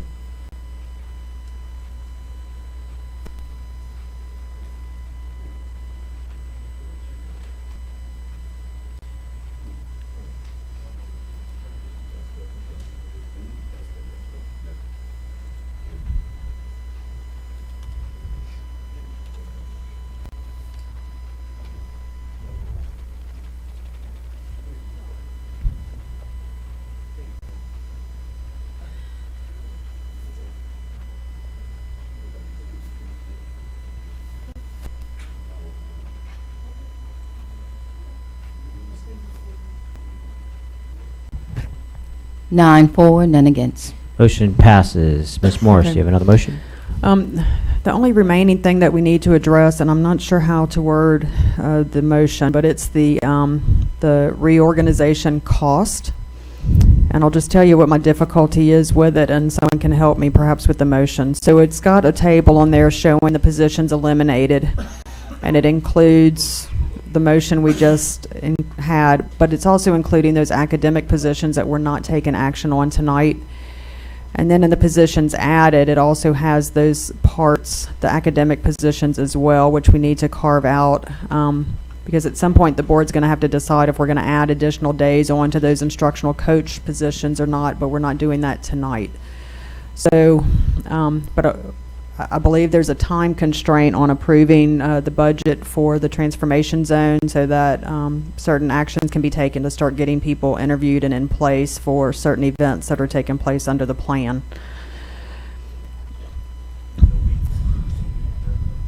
Is this going to come up on this particular budget that's on the agenda for Tuesday? The general fund and all the cost centers are on the agenda for Tuesday.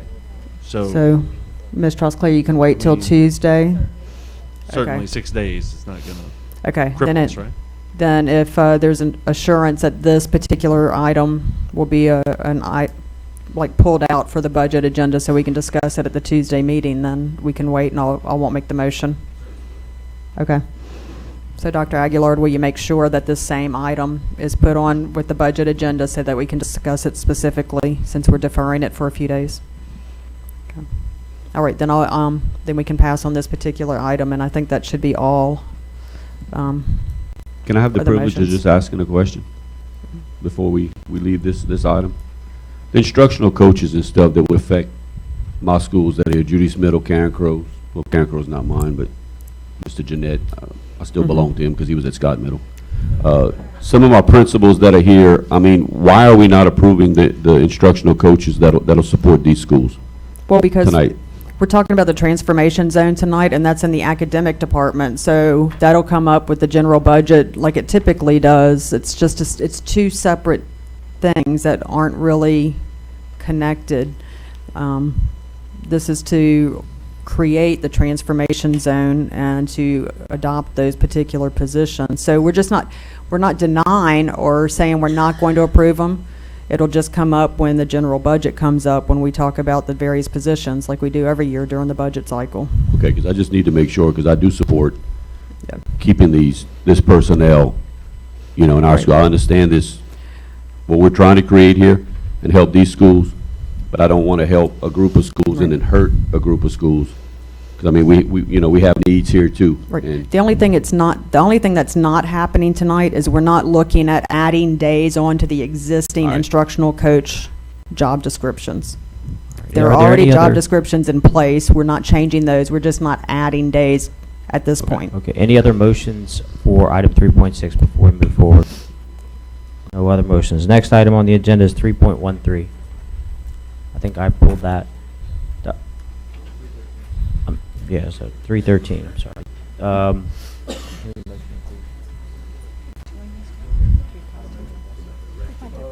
313.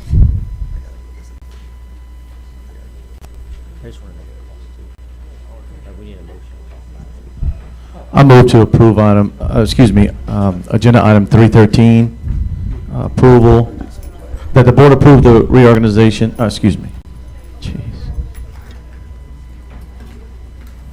that the board authorize and approve the evaluation committee's recommendation and award RFP 62-18 to the highest evaluation point receiver, Office Depot. Second. We have a motion, a second. Motion by Mr. Duggan, second by Ms. Morrison. 313, to approve the motion for the binding of the Eureka math materials. Dr. Aguilar, my question was on this item as well. There's no cost associated with it. That's all. The cost of 313.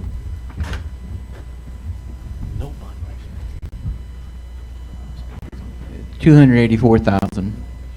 Okay, so the board understands that this motion is to approve the award, and the amount is $284,000. Dr. Aguilar, just in the future, it is helpful to have the evaluation criteria, but I think it also helps us to have the amount we're awarding the contract for. So we have a motion and a second. Any comments from the public on this item?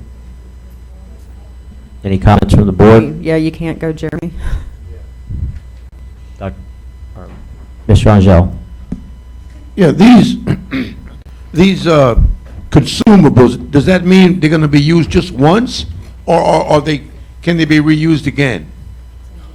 I'm thinking of costs here.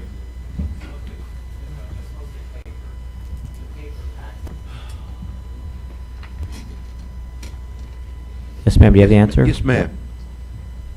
Hi, I'm Jamie Aber, the math academic specialist. This is the same curriculum that we've used for math for the past 5 years. I was given a charge by Dr. Aguilar to try and reduce costs. So for letting go of a particular item that we've been purchasing and getting the best cost available. So that's why we went with an RFP this time. So we've reduced costs for the same materials that our teachers are trained and our students have been receiving math instruction through. So by passing this motion, the end result will be to reduce the cost of materials sir. in this Eureka program? We've reduced the cost of That was my concern. I just didn't. of our I wanted- curricular materials, and there shouldn't be any major change for our students or our teachers. Okay. Mr. Hidalgo?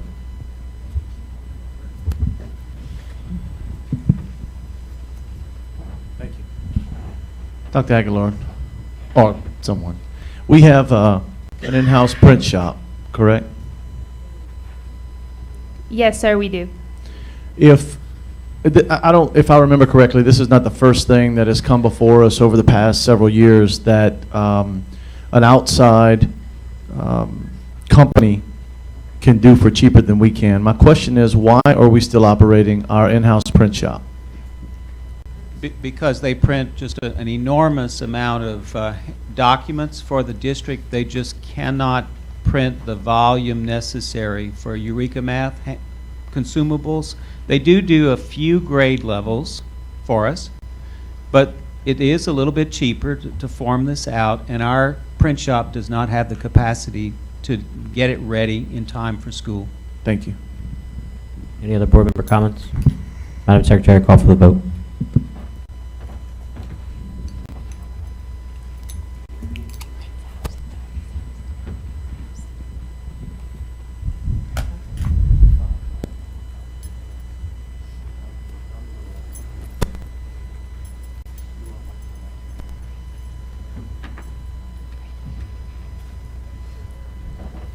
Everybody vote.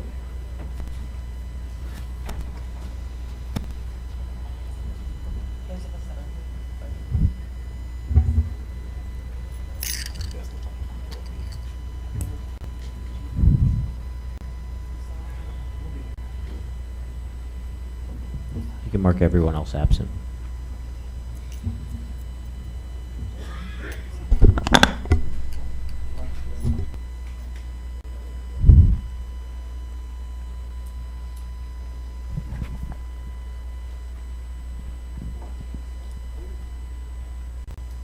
Six, for, none against. Thank you. Motion carries. Next item, 321.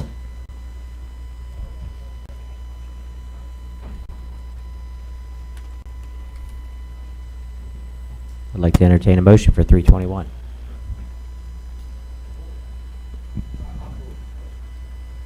I move that the board authorize and approve the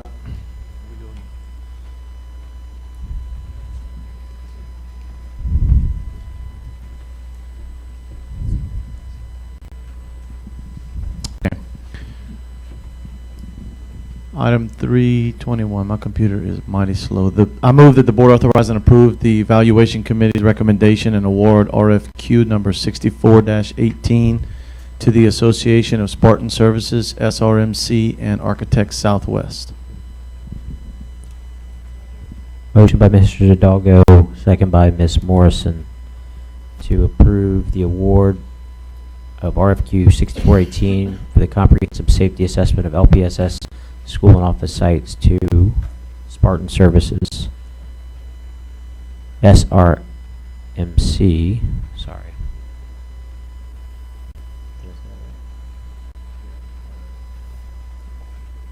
And Architect Southwest. Any public comment on this item? Any board member comment? Mr. Angel?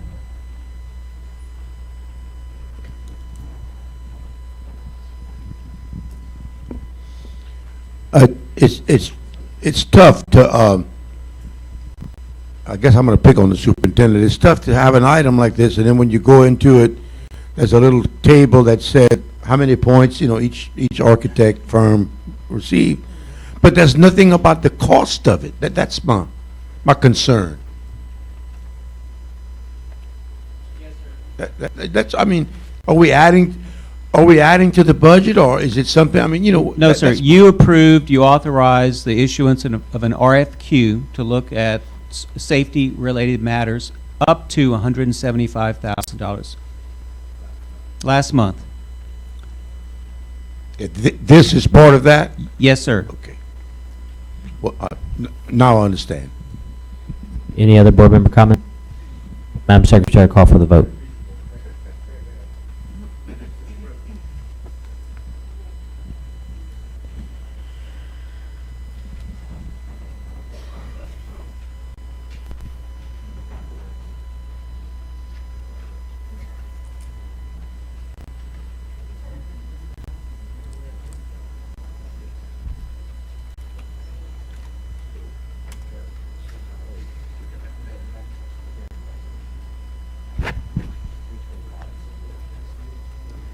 Seven for, none against. Motion carries. Next item is item 325, classroom teacher and emerging classroom teacher job description modification. Ms. Thibodeau. Move that the board approve the attached classroom teacher job description and emerging classroom teacher job description with the highlighted change. We have a motion with this by Mr. Hidalgo, second by Ms. Morrison to approve the change in the job description. And my question, I have a question. Well, I'd first like to open it up to any public comment. All right, no public comment. Any board member comment? I have a question. Okay. I just want to know, I see Mr. Freeman here, so I'm gonna get Mr. why we're Freeman. doing this and Our immigration attorney, Mr. Grant Freeman's going to let you. Good evening. And Mr. Freeman, can you just introduce yourself and your firm? I certainly can. My name is Grant Freeman. I'm with the firm of Pecoraro Law, and we do some of the immigration matters for the school board, including for the immersion teachers that I know some of you are so fond of and familiar with. We stumbled across an issue in one of the job descriptions for the immersion teachers that I believe might present a problem with seeking future visas. And specifically, there's a clause in the other qualifications that says that any applicant for these immersion jobs need to provide proof that they are either U.S. citizens or legal resident aliens.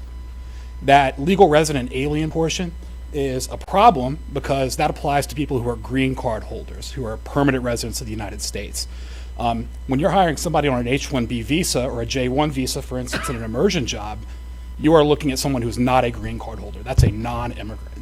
So the purpose of changing this is so that USCIS, when they are reviewing your immigration petition, they can't say this person doesn't fit the criteria that they have in their own job offerings. It prevents them from denying you on that basis. And the vast majority of the people that you hire, especially for these jobs, are going to be non-resident aliens. They're going to be non-green card holders. Great. So you're preventing us from having problems in the future. You're welcome. Thank you. All right, thank you. Any other questions from the board? Madam Secretary, call for the vote. The next one is the last one. 26.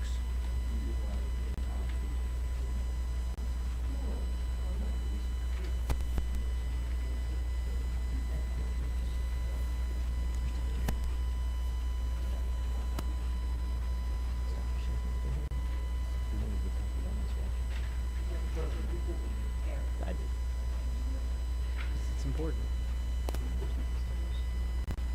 You did.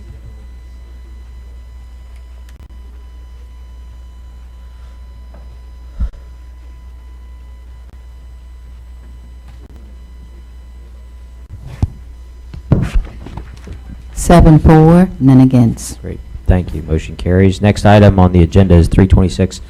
Mr. President, I move that the board approve the staff allocation formulas and the guidelines booklet for the 2018-19 school year. Second. We have a motion and a second to approve the staff allocation formulas and guidelines booklet. Are there any public comments on this item? Any board member comments on this item? Your PDF is playing.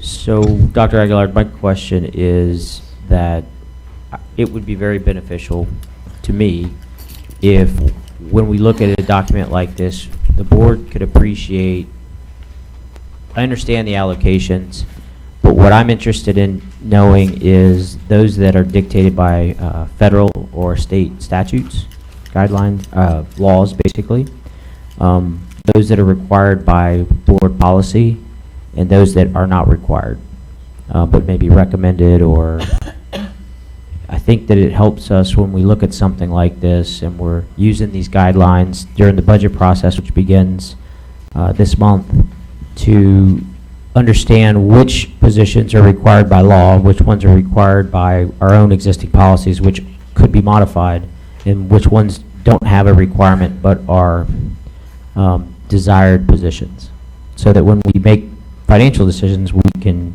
make them based off need versus want. So my question is that possible for your staff to go through these ratios and indicate, or maybe provide footnotes with references that show we're using this ratio because of a law, or, like I said, policy? Or Yes, sir. We can show you what's in Bulletin 741 and give you those numbers. In many cases, it's a district decision regarding staffing. right, and that's my point, is that this board can't do anything about federal law. We can't really do anything directly about state law, but we can do things about our own policies. Yes, sir. And there's not much in federal legislation that requires staffing numbers, but as it gets to the state, there are pupil-teacher ratios at the state level, and then the board has the option to decide how many custodians, how many secretaries, how many librarians, and things like that. We can show you those that are state and are federally mandated. That would be great, and maybe you could even use a color code or just something, like I said, footnotes, just some way that when we look at this and we question why do we use these ratios, yes, sir, we can know what the reference is. So that was my first question, and the second was, now that we've approved the transformational zone, it appears that you would need almost a booklet like this just for a transformational zone. Is that correct? At least a packet, yes, sir. Okay. So, Ms. Morris. and that segues right into what my question was. Again, when I was talking to the state, I was told that there are other districts who use what they call at-risk allocations, which is a different ratio, not just for teachers and students, but also for administrative and other support staff. So these schools are at risk for a reason. So they may need a different ratio for the number of social workers or truancy officers and things of that nature. So it may be something the board has to come back and look at to create within the transformation zone different ratios and allocations of staff. Yes, ma'am. And we do, in fact, supersede what the district allows in terms of sometimes assistant principals and things like that, certainly. Any other board member comment on this item? Mr. Hidalgo?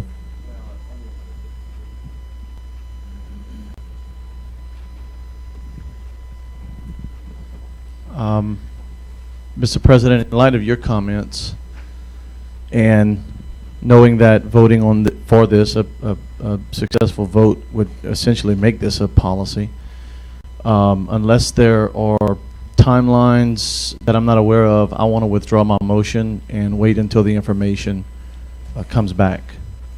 Is there anything I need to be aware of before? I don't think so, but I also want to just advise you that I don't think you're going to find that that state law or federal law is going to be numbers that you're going to be comfortable with in terms of staffing. Lafayette Parish has a history of making good decisions about pupil-teacher ratio, how many assistant principals, how many librarians, custodians, things like that. We don't have a problem waiting a week, do we? No. Should. I just want to make sure that y'all are aware the principals are waiting for you to pass it so we can start hiring. I mean, a week, we can get them to wait a week if that's what you'd like to do. But I just want you, I just always want you to be informed when you make your decision.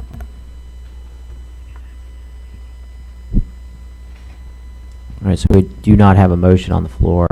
That concludes the business side of the meeting. Dr. Chasson asked for a few moments of personal privilege. I'd like to give the floor to Dr. Chasson for a moment. Thank you so much, President Knizik. Just really briefly, I just wanted to say a few kind words for Miss Mary Washington, the true epitome of an educator and an advocate for children.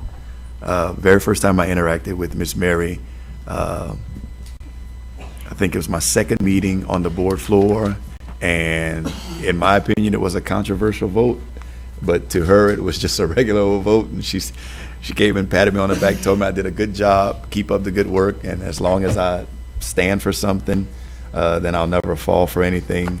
So I went and I briefly spoke with Miss Pat, just to ask her a few questions, and Ms. Pat shared with me, along with Mr. Cole, that Ms. Mary served as the state LAE president for 6 years. And my initial response is, wow. And then Ms. Pat informs me that you can only serve for 4 years. And they chose to vote, and I'm assuming break the rules, just to keep her for 2 more years. And that should let everyone know what type of person she was and how much she cared. And then a little side note that not a lot of people know, but I have no problem sharing. There was a point in time that we were looking for an interim superintendent. And when I say there were 20 names that were out there, and the 20 names went to 10, and the 10 names went to 5, and the 5 names went to 3. And those 3 individual names were Burnell Lejeune, Miss Pat Saunier, and Miss Mary Washington. So I mean, if that doesn't indicate to you the respect that her patrons had for her, the board had for her.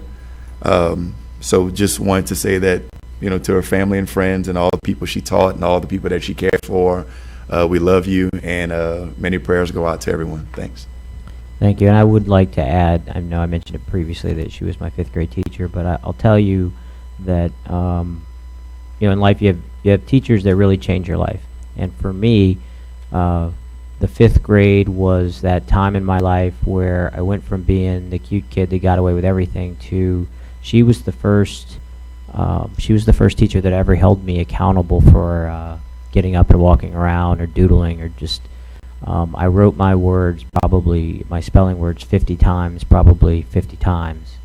And it was very, she was probably the first person to really challenge young Mr. Knizik into raising the standards of my behavior and performance. And it truly changed my life starting in the 5th grade. So she will be missed. Thank you. Dr. Chasson. Yeah, really quickly.